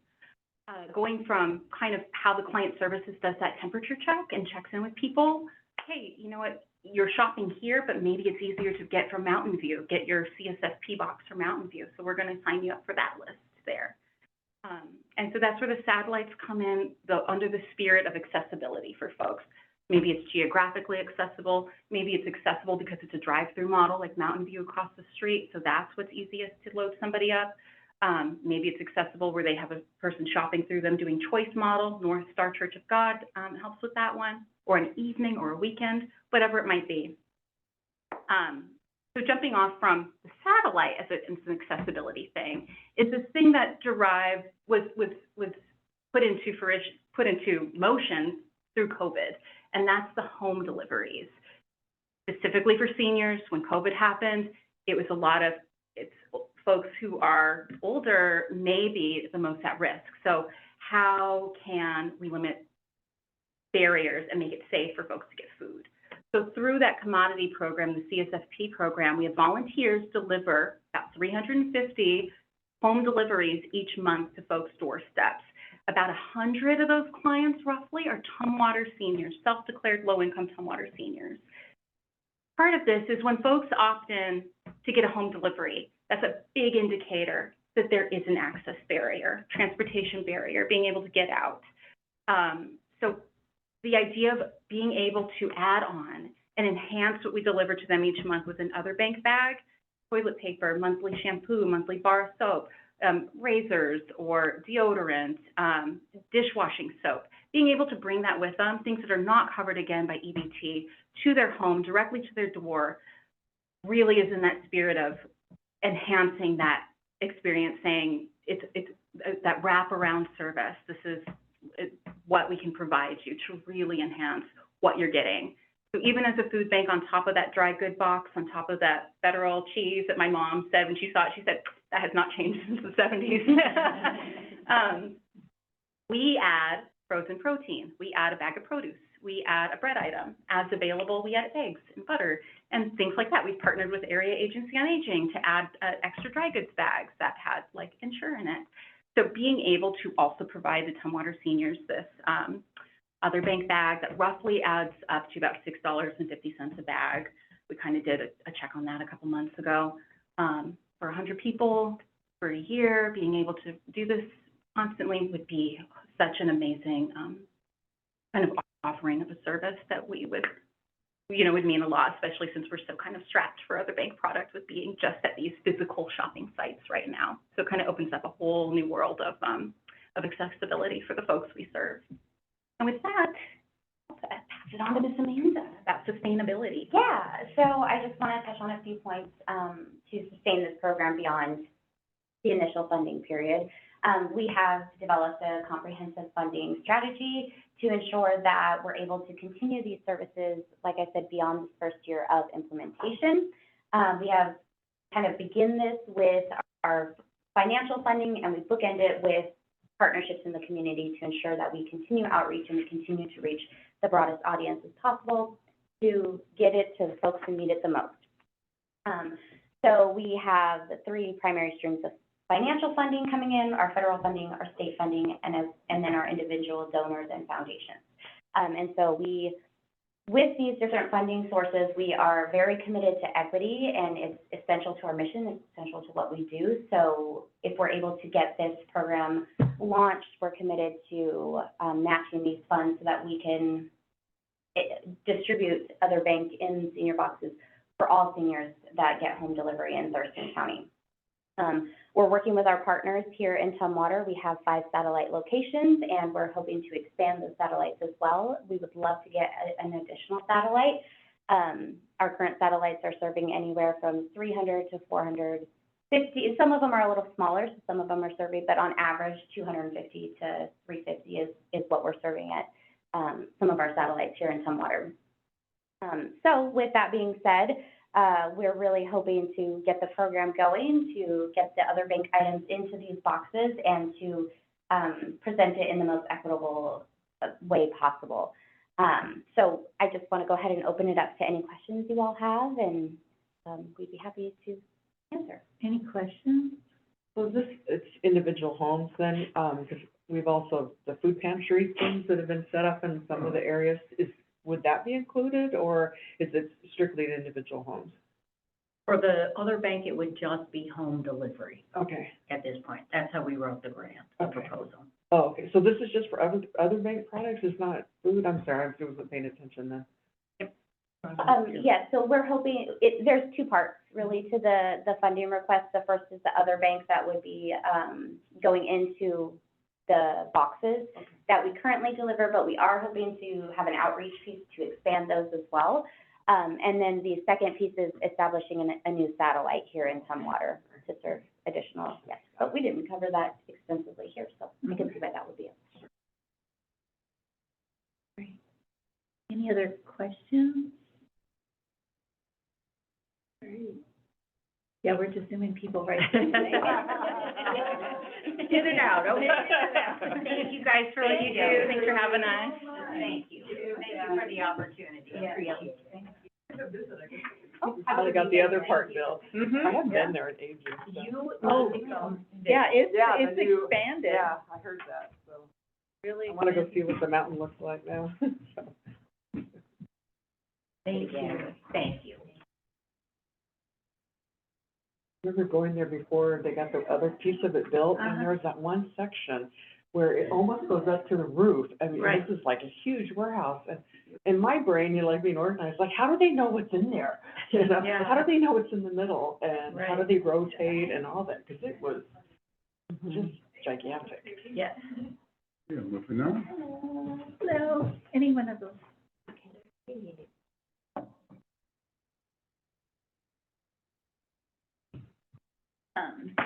you. And you're not Megan? No. So we'll start with introduction. Okay. So I'm Debbie Sullivan, I'm the mayor of the city of Tumwater. Park City Administrator, nice to see you, Sierra. Is there a guy city council member? And Ms. Wertho, City Council Member? Elementary Planning Manager. Michael Althauser, I'm a city council member. And Brittany McClanahan, Executive Assistant.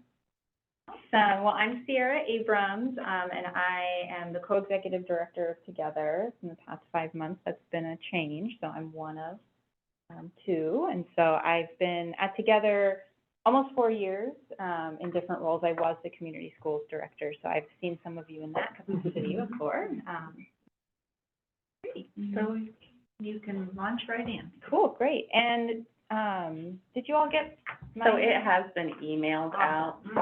Yeah, I have a copy. Great. Yeah, so I'll just, I mean, it's some basic information that you all already have in the application. But I know a lot of you are already really familiar with Together and our program. But we have 3 main programs at Together, and 2 of them operate in Tumwater, one of them being community schools, and then host homes, which is new since the last time we applied for the block grant money, which is exciting. And we serve students in Tumwater, homeless students in Tumwater.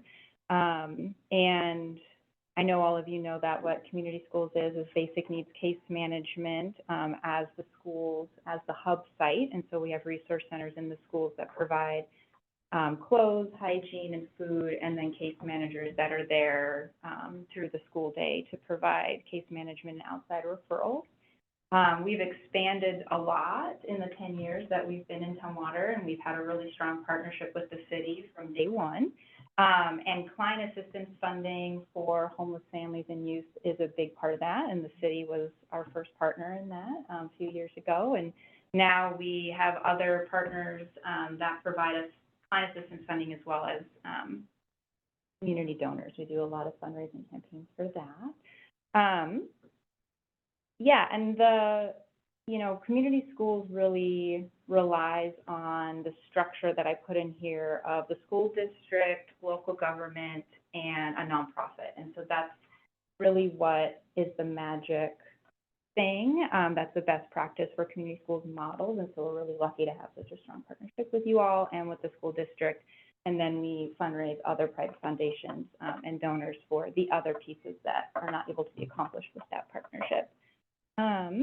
A big change as well, as you'll see on this, Cascadia High School is new again since we've had the block grant 3 years ago, and we have had touch points at Cascadia for a while, but in the past year is the first time we've had a full-time staff there. And Cascadia High School is the alternative high school in Tumwater, and they have a very large proportion of homeless and unaccompanied youth. And so we've seen the impact in our case management numbers. This is current as of right now, a snapshot of how many youth and their families we've case managed so far this year, and it is about 45 more than this time last year. So that kind of shows the impact that being at Cascadia has had. And so I really think with CDBG, the focus on low-income homeless families and individuals, the fact that we're in Cascadia and able to provide those services is really impactful. We also do provide support to Newmarket High School, which is different than the Skills Center, but they serve the 18 to 21-year-old range, folks that need to finish high school still but are a little older, and so that's an opportunity for them to finish their credits. So we've also, because they're located on the same campus, we've also been able to serve that community, which was kind of unexpected. We didn't intend to do that, but that was the need, and so we started doing it. Yeah, and you can see the total number of client assistance funding that we've done so far, and so we anticipate that climbing to about $100,000 by the end of the school year, which is what we saw last year as well. So I mean, we started with like $15,000 in rental assistance. There's been times the city, we had $50,000 from you all, and now it just keeps climbing. So that's, you know, the biggest chunk of that is rent and eviction prevention, and then utilities as well. So we're doing a lot of work in keeping families housed in Tumwater and, you know, in their schools that they want to maintain. You know, they don't want to move out of district. They don't want to change their schools. They love their schools. So, let's see. Yeah, this funding will be very impactful for our program to continue that our impact with the homeless families and students in Tumwater. We're at a critical point right now of, you know, we don't want to, we want to continue to expand. We're in almost every school in Tumwater, and we've seen a lot of fluctuation in the 10 years we've had a program, and we're in a really good place right now.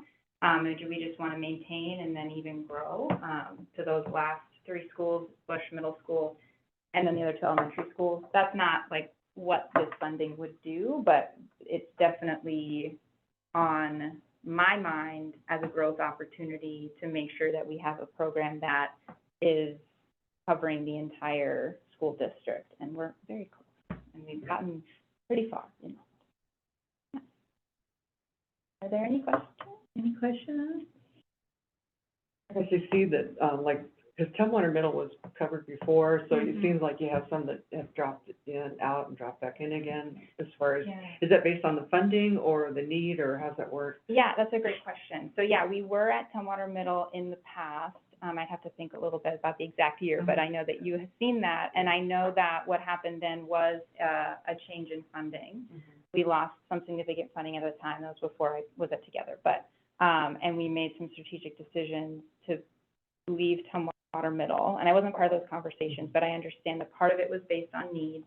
But as you know, we all are familiar, the pandemic changed many, many things, and the need is definitely very much there at Tumwater Middle. And this is our 2nd school year having returned, and it's definitely one of our highest need schools that we're seeing now. Yeah, and that's kind of why we went back there. Yeah.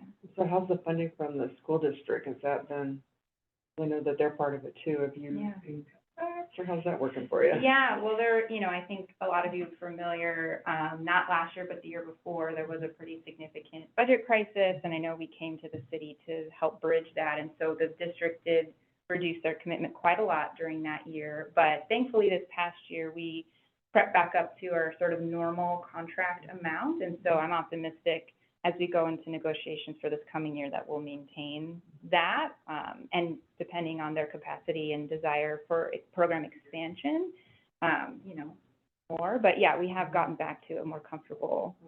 Yeah, yeah, that was hard. That was a hard moment. Yeah. I can only imagine. Yeah. Yeah. Any other questions? So I know it's really a short period of time, but it's always helpful when we're familiar with. Yeah, with what you're working. Yeah, definitely. Yeah. I can't believe it's been 10 years already. I know. Yeah. It's been that long since the Megan's, yeah. So, yeah. It'll be like this coming fall will be 10 years. Yeah. So we are hoping we're started the wheels turning in a way to celebrate and commemorate that with the community, because it's flown by. When you did an event, and that was like with Erlen Swift, there was another, you guys did a big event. But that's been pre-COVID, so. Right. Yeah. And Together overall is going to be 35 this year. Oh, okay, that's where it came from. Okay. Yeah, and I think there was a big 30th anniversary event that That's what I'm thinking about, Yeah. Well, great. Well, thank you so much for your time. you. Yeah. Real-time balancing sheet, but that's all right. We'll just go on. Thank you. Have a good day. Yeah, thank you. So you want me to make copies or is it in the packet? Now I It's in the- find it. I don't need copies. Yeah, let's just use the packet. Okay. No, I had a whole one that didn't have. Oh, Yeah, that would be helpful. Gotcha. So very quickly, since thank you very much. We got through 10 interviews and we had a hiccup or two and we're right on time. So, thank you for all of that. We have 2 different processes that we need to go through, for the recommendation that, we're gonna be asking the committee to put together for the council consideration. Brittany is bringing up the last item in your packet, which is sort of the funding request broken down into two parts. There's the capital side, which we'll talk about first, which are the first 4 applications. Services, which is the 6, which we'll talk about separate. There are 2 separate pots of funding, essentially, what we can allocate. For both of them, we don't have a final number yet from HUD for the allocation process. So as part of this process, we'll talk about contingencies, what happens if it's not enough, or we get more or less, and how we handle that. But in both of those cases, we have more funding requests than we do have dollars. So we need to talk through the process for that. But before we do that, I'd like to confirm with the council members, we had 3 criteria that we had to evaluate each of these applications by on the city level, whether we thought they were conceptually sound, or whether they were financially feasible, and that the applicants had demonstrated an ability to do this kind of work in the past. Staff recommendation is, I think all of them did. I just want to confirm that with the council as first part of the process, just to ensure that all of the applications would be considered for funding if that would be the case. I looked at those, yeah, because everything was like low. I think you only had one that was a medium or something. Yeah. I'm sure you don't want to something wrong. Yeah, again, all of them pretty much met the criteria that we needed. I also looked at whether they served Tumwater primarily or as countywide, and for the most part, it was, a good portion were Tumwater up front, so that wasn't really a criteria that I thought we could draw in. So if you go all the way to the very bottom, there we go, and go up one more.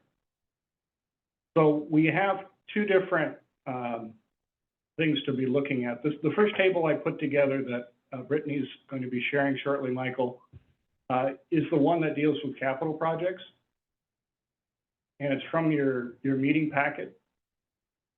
And when we did the community services grant allocations, we looked at a couple of different options potentially for allocating funds. The first option was something similar to what I'm showing here, which is each of the projects would be funded based on the same percentage of the ask.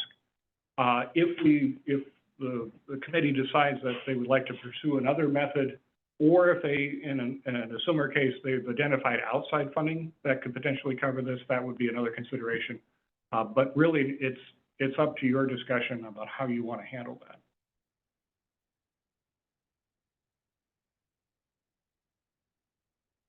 Any discussion on that?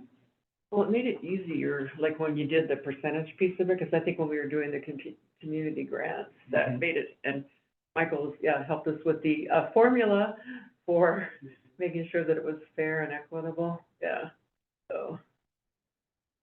So there is no ranking order, right? It's you're putting together a recommendation for consideration by the council at their May 7th meeting. So. Okay, but I'm saying, do we kind of rank them in order? In order of funding? I'm Ranking sorry. order? Yes. Oh. You can choose, you can choose however what you wish to do this. If you want to rank and prioritize more than others, that's appropriate. This was just a first attempt at one potential option.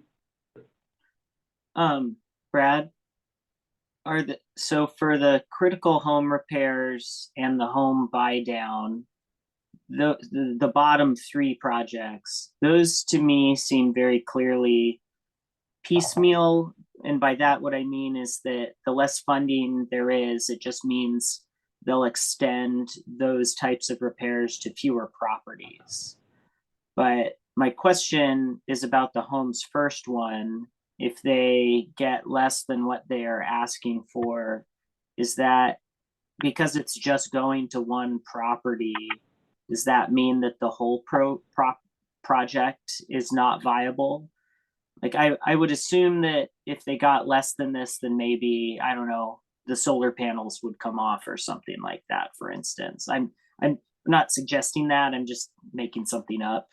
But do you have any insight in terms of that? Like the bottom 3 seem scalable, but I'm not sure if scalable in the same sense.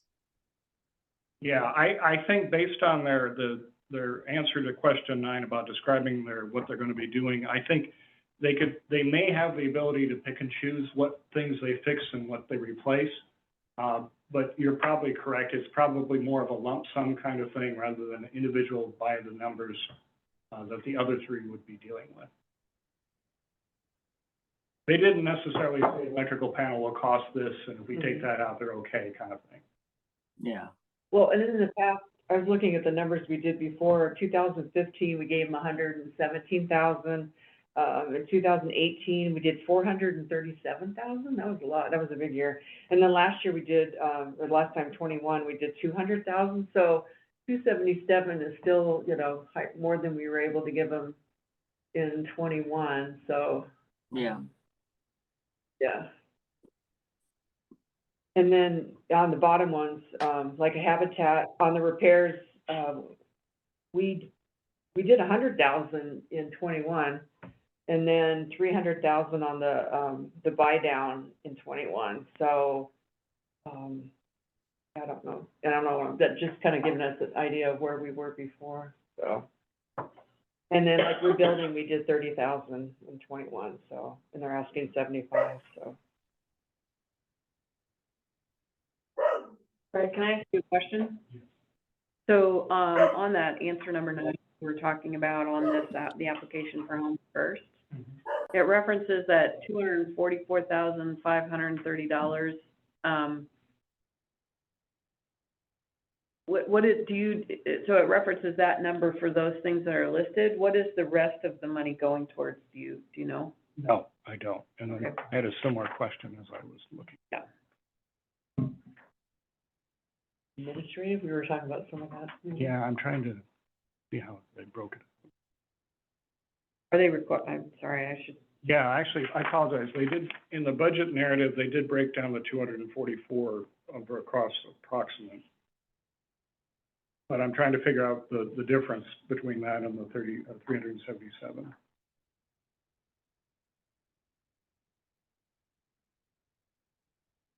It's not readily apparent.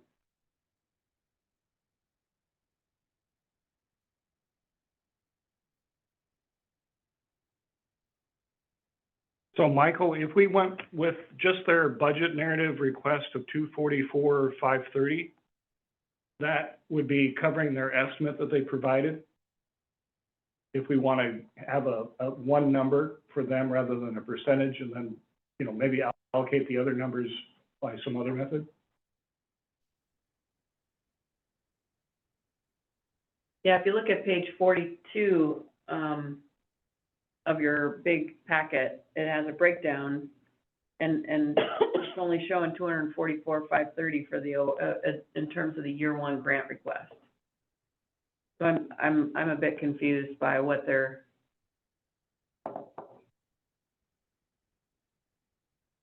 Why they would request 375.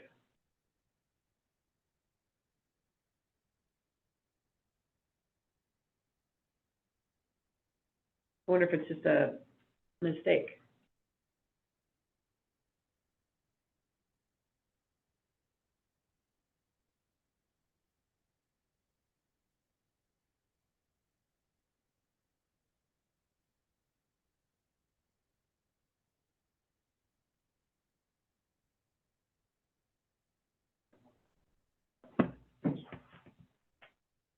Oh, is there another packet? Yeah, I know. My power went off on my laptop. Gonna try to do it like.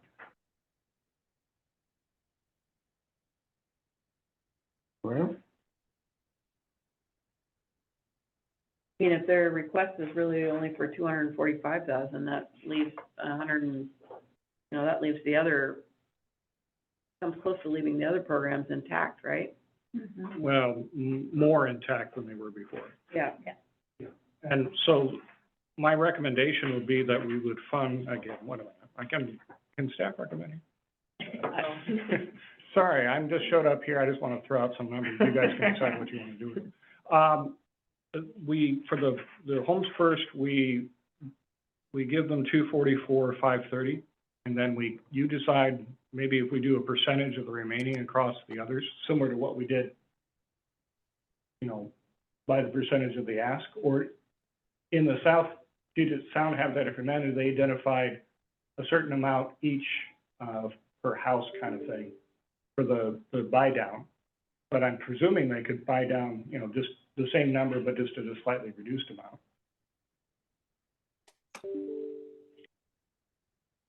So Brad, just your percentages, did you go by, what is your percentage that you went by? 50, 25 maybe? By the percentage of the total funding request. So the original funding request was over $1 million. Okay. So I just whatever they asked for out of that $1 million was the percentage I started with. And then we reduced each of them, but kept the same percentage based on the actual funds we had left. Okay. And if I'm not mistaken, before, when somebody didn't use their funds, we did put it back into the buy down. Yeah. Yeah, So that's also another, that's another contingency we have. yeah, we could just make it, we could do the rest, and then any unspent funds or unclaimed funds, we can just do the buy down. Yeah, like if But that would there's a be- way that we can fully fund the smaller asks that are more modest, I mean, that would be great. The only thing with just doing it by percentages is I just don't want to create a precedent where a program says, oh, well, Tumwater just does it by percentages, so you should just ask for as much as humanly possible so that you can get a higher percentage. And I'm not saying that any of the programs that applied here today would use that methodology or anything like that. That is something that I think is, you know, worth just sort of keeping in the back of your minds, in the back of our mind, in terms of incentive. So Michael, then the suggestion would be for the first option, I mean, this would be option number 2. Homes First, we would fund to 244 or 530 based on their budget narrative. And then 75,000 and 45,000 for the next 2, and whatever remains would be South Puget Sound Habitat Humanity with a contingency that unspent funds would be used for that. Yeah, I think so. We use That's round it. numbers. That sounds decent to me. Yeah, so you're looking at like 200. Oh, I just know when we do LTAC, we have a little spreadsheet, and so when we throw our numbers in, it automatically. We have a handy spreadsheet that's on a different drive, so that's not accessible here. Okay. But I think I could quickly try to add and subtract the numbers to give you a number for. Brad, what if you use 245 just for round numbers for, Homes First? No, that just makes it too easy. And We want it down to the pennies. I want to use imaginary. Yeah.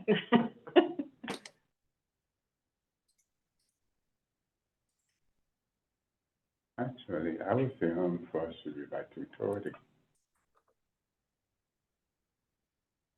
I think there's something going on with the application, I think, for Homes First, because there's nothing in the document that references 375 except for the very first page. Everything else is this 244, 530, which if you look at the budget that's on page where they say 42, it has a contingency already all built in to the actual construction and rehab costs. Oh, yeah. So I feel like there's just a disconnect somewhere. So the recommendation would be then Homes First, you would fund at 245,000, Rebuilding Together at 75,000, the critical home repairs for Habitat at 45,000, and the remaining would be 415,000 for the buy down. Okay. Yeah, that's good. Yeah, I think that's my position. Okay. thanks for catching that. Yeah, that piece of it, yeah. Yeah. Okay, that was the easy one. Mhm. Let's go to the more complex one with more dollars being asked and fewer funds.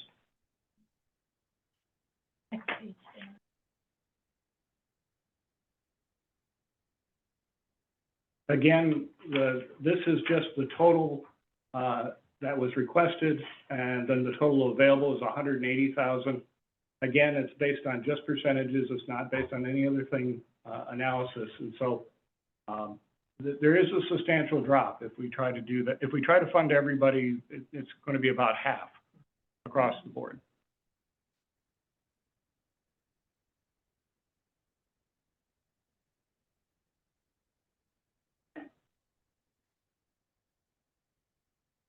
And like I say, what Beth has asked, they didn't ask for that last year, and then, Thurston's a new one too, so it kind of makes it a little more difficult. Mm-hmm. You got new asks.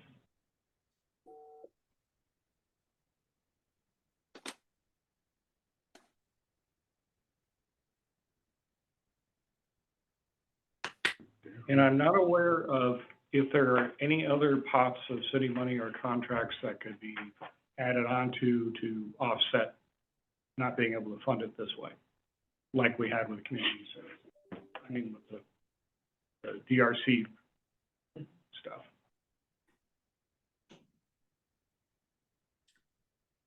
This section is always the hardest, because there's Yeah. less money and lots of needs and. I mean, I think there's a couple, the way I'm sort of thinking about going through this is like to do the easy stuff first. Like Catholic Community Services only requested $3,000. I think we should fully fund them. That is like, in terms of bang for your buck, that's pretty enormous for keeping people fed.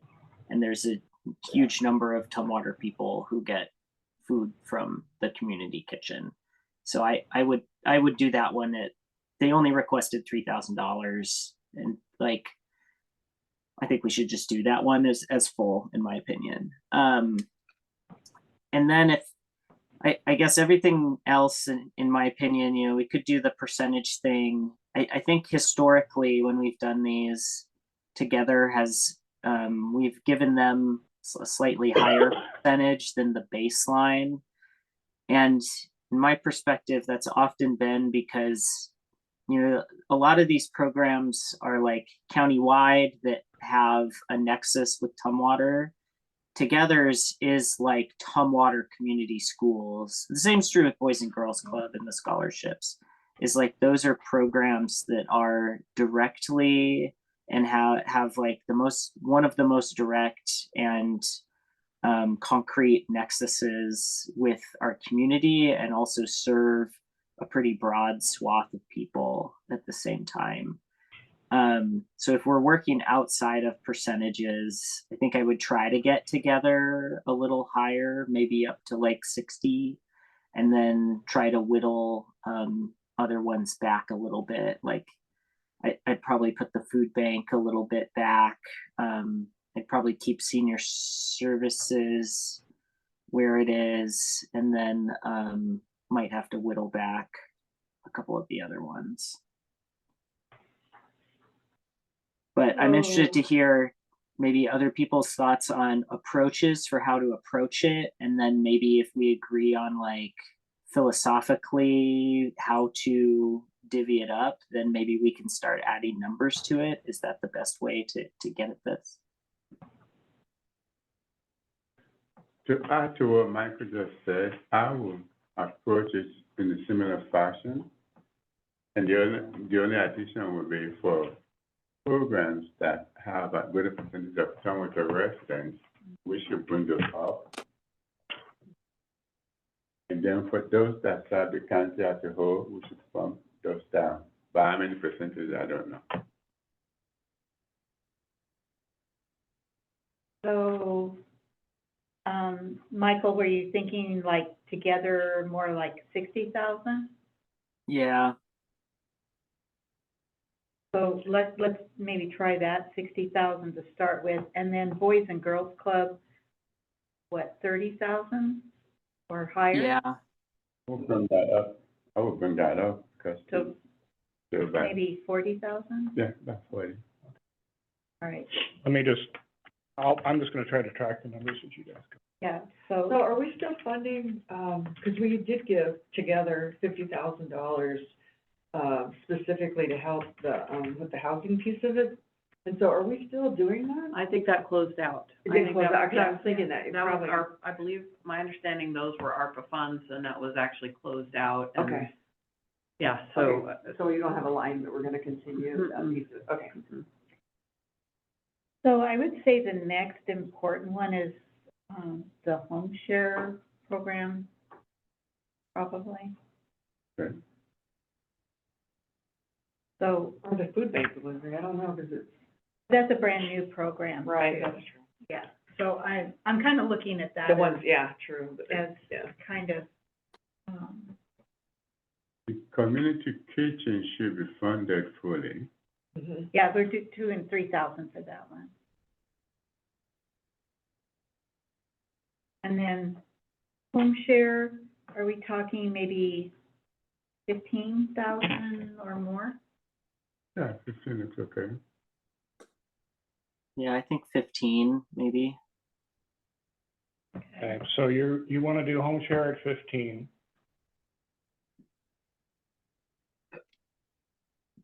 And then, so kind of what I'm thinking about is because the Thurston County Food Bank, the other bank and all of that, that's brand new, correct? The food bank is new, Right, that's a new program for and them. food bank hadn't received any of our CDBG previous cycles. Right, so what I'm thinking is maybe giving them what is the remainder to kick off this Oh, the program. yeah, because we have 72,000 left after that. So did we, But we haven't done peer, yeah, peer peer recovery. services. That's what I meant, yeah, we could divide, because we have 72,000 left, between the, and so if you want to do the food bank and then, divide that amount, my math is correct. So family, the peer recovery specialist for family education. What, 30, we looking at 30,000 for that? Yeah, okay. So this is the breakdown I show so far. So you have 40,000 for Boys and Girls Club. You Oh, have, 40, oh, okay. well, that was the number that I was Okay, mentioning. The full 30,169 for community services. Full deciding on the peer recovery. Why don't we just round that up to 1,400 instead of the 40 cents? Oh, let's make it 3,200, I like even Okay, number. you just like this. I'm with Eileen. Yeah, there we go. The fact that we're not using stuff below the decimal point bothers me. Right. That's not my decision. Right, Get over and that. then Go ahead, up to 15,000, 61. so do we want to do 30,000 for family education? Or, The family Or more. education, is it Tumwater centric or the whole Yeah. county? yeah, they're right over here on Tumwater and they, Okay, oh, in that case, tell you will work. I think they serve more than just Tumwater, but But- they're located in Tumwater and definitely serve well, Tumwater residents, yeah. I think, is what I understood. mhm. I would do So 31,800, just to make our math. Oh, you was 32,000? I'll go with Now, that. we've got a set amount and Yeah, but we do have 800 here. so- Yeah, we have- Because of what we've done to ourselves, so, yeah. Yeah, we could do that. Thank you. 30, yeah. Unless we want to add a couple $100. yeah, unless you want Make it to even. find That's true. Yeah. we- Yeah. the city- something in the sofa. Something in the sofa. So that means 30,000 then for, the food bank. Yeah. Mhm. Okay. That was a hard one. So, Michael, the final one, this is the final proposal, is 40,000 for Boys and Girls Club, the full ask for Catholic Community Services, 31,800 for the peer recovery specialist, 30,000 for senior services, 15,000 for senior services. I am not tracking. What did I do? That's right. 15,000 for home share program, 30,000 for the food bank, and then 60,000 for Together. This is what I wrote down. Okay. Read without my glasses. This is so hard, I hate I know. sorting together. That's but, always- But with these two new programs in there, it I just, know. yeah, two new asks, it just kind of. But there's a possibility that there'll be more funding coming to this. So, So how much do we have there, 61? Oh, 6180 we have, yeah. That's 6180. Yeah, so if we have more funding, where do we want it to go?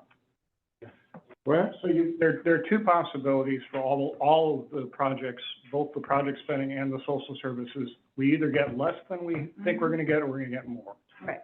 So I guess, I'd like to see Together, we can, yeah, if we get some more, that we look at that one, because we've done 100,000 in the past, so. I'm glad that they're feeling a little more comfortable with Tumwater School District giving them money, because they Right. did get really hit. And I know that they got a huge grant for their home share program, huge amount of money for that one, so, for the host homes program that they got. So I know that, but that doesn't probably factor into So maybe have Together be the fluctuation one? so if we get more, they'll get more, and if we get less, they'll get less? Yeah. Okay.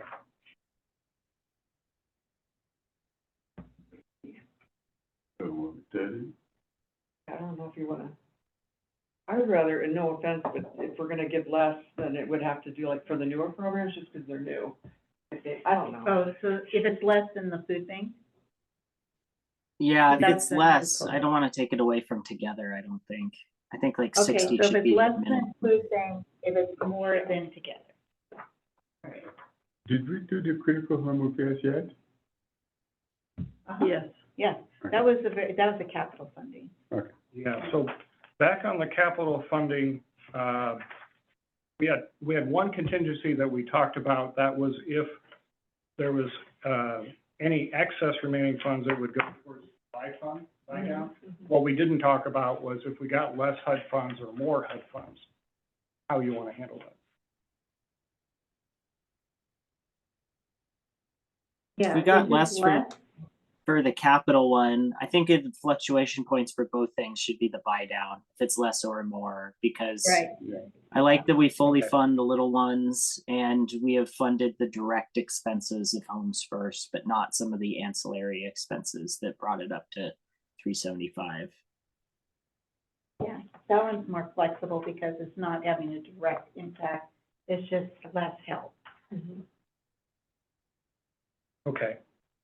So that's the way we'll write the contingencies then. So for the first one, the contingencies are if we get less HUD money, it's less money for Habitat for the buy down. If we get more HUD, it's more money for the buy down.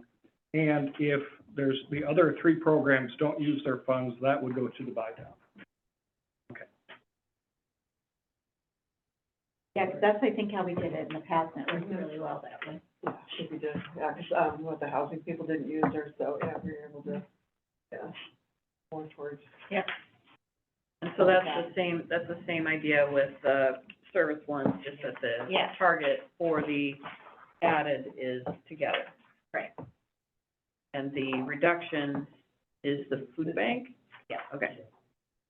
So Alex, did that make sense to you? And I'll put that into writing before we take it all the way to the council. Yes, that makes sense to me. I just want to clarify that for the public services, you just said the reduction if there's less HUD funding would come from the food bank. Correct. Yeah. Okay, thank you. So in your crystal ball, how has the funding been going? Because it always seems like we get a bit more each time we have this. What's your sense of this? Do you have any inside knowledge or? With my crystal ball, I believe they did not propose any reductions in CDBG funding across the board, so I don't really expect it necessarily to be less. I think it really depends. They pull population numbers and different things, which is why it kind of fluctuates. So I think if anything, it could be a couple $1,000s either way. And I understand that Olympia is going back and asking for more And theirs is individual, they have their own program, but it's still, isn't that funded by Thurston County as well, their CDBG money? They're their own entitlement community, so they get a direct allocation from HUD, just like Thurston County gets a direct allocation. I don't think you They're can asking ask for for more. more funding. They just have their own kind of, HUD has its own calculation. I think if you might be referring to an article that I recently read or where the mayor they wrote a letter, perhaps. I think it was more to encourage the federal government just in general to fund CDBG. Okay. So then potentially if that that- would trickle down to the entitlements. That would affect us. I think the title of the article indicated there was something different, but the actual content was exactly. What you just In said, the yeah, so future. if they get more, we get less. So Yes. if Olympia gets No. more, then we have. Not less. out of this pot of money, but No, well, not out of this pot? Oh, okay. no, Okay. this would be for future. Okay, got it, okay. I know. Well, that was not too Wow, you painful. did it. Great. So we're all in agreement with that, and we'll take that to, the next meeting. So this goes to a council meeting, and it is, I assume, Yeah, not. council consideration. It's Council considered. consideration. On the, is it May 7th? Is it that? May early? 7th. Okay, we'll be ready. Yeah. Okay. So then we can also discuss our theories behind how we How we did it, yeah. split up the delimited funds, so. That's still not now. Yeah. So is there anything else? Thanks, Alex, for joining us, and Yeah, thank you for having me. Yeah. All right. So with that, we are adjourned, everyone. So thank you, Thanks. and enjoy the rest of the sunny weather, because apparently it's going to get rainy here shortly. And then we'll see you in the evening, right? Yeah, and then we'll see you tonight on Zoom. And I'll be in my pajamas, thank you. Thank you.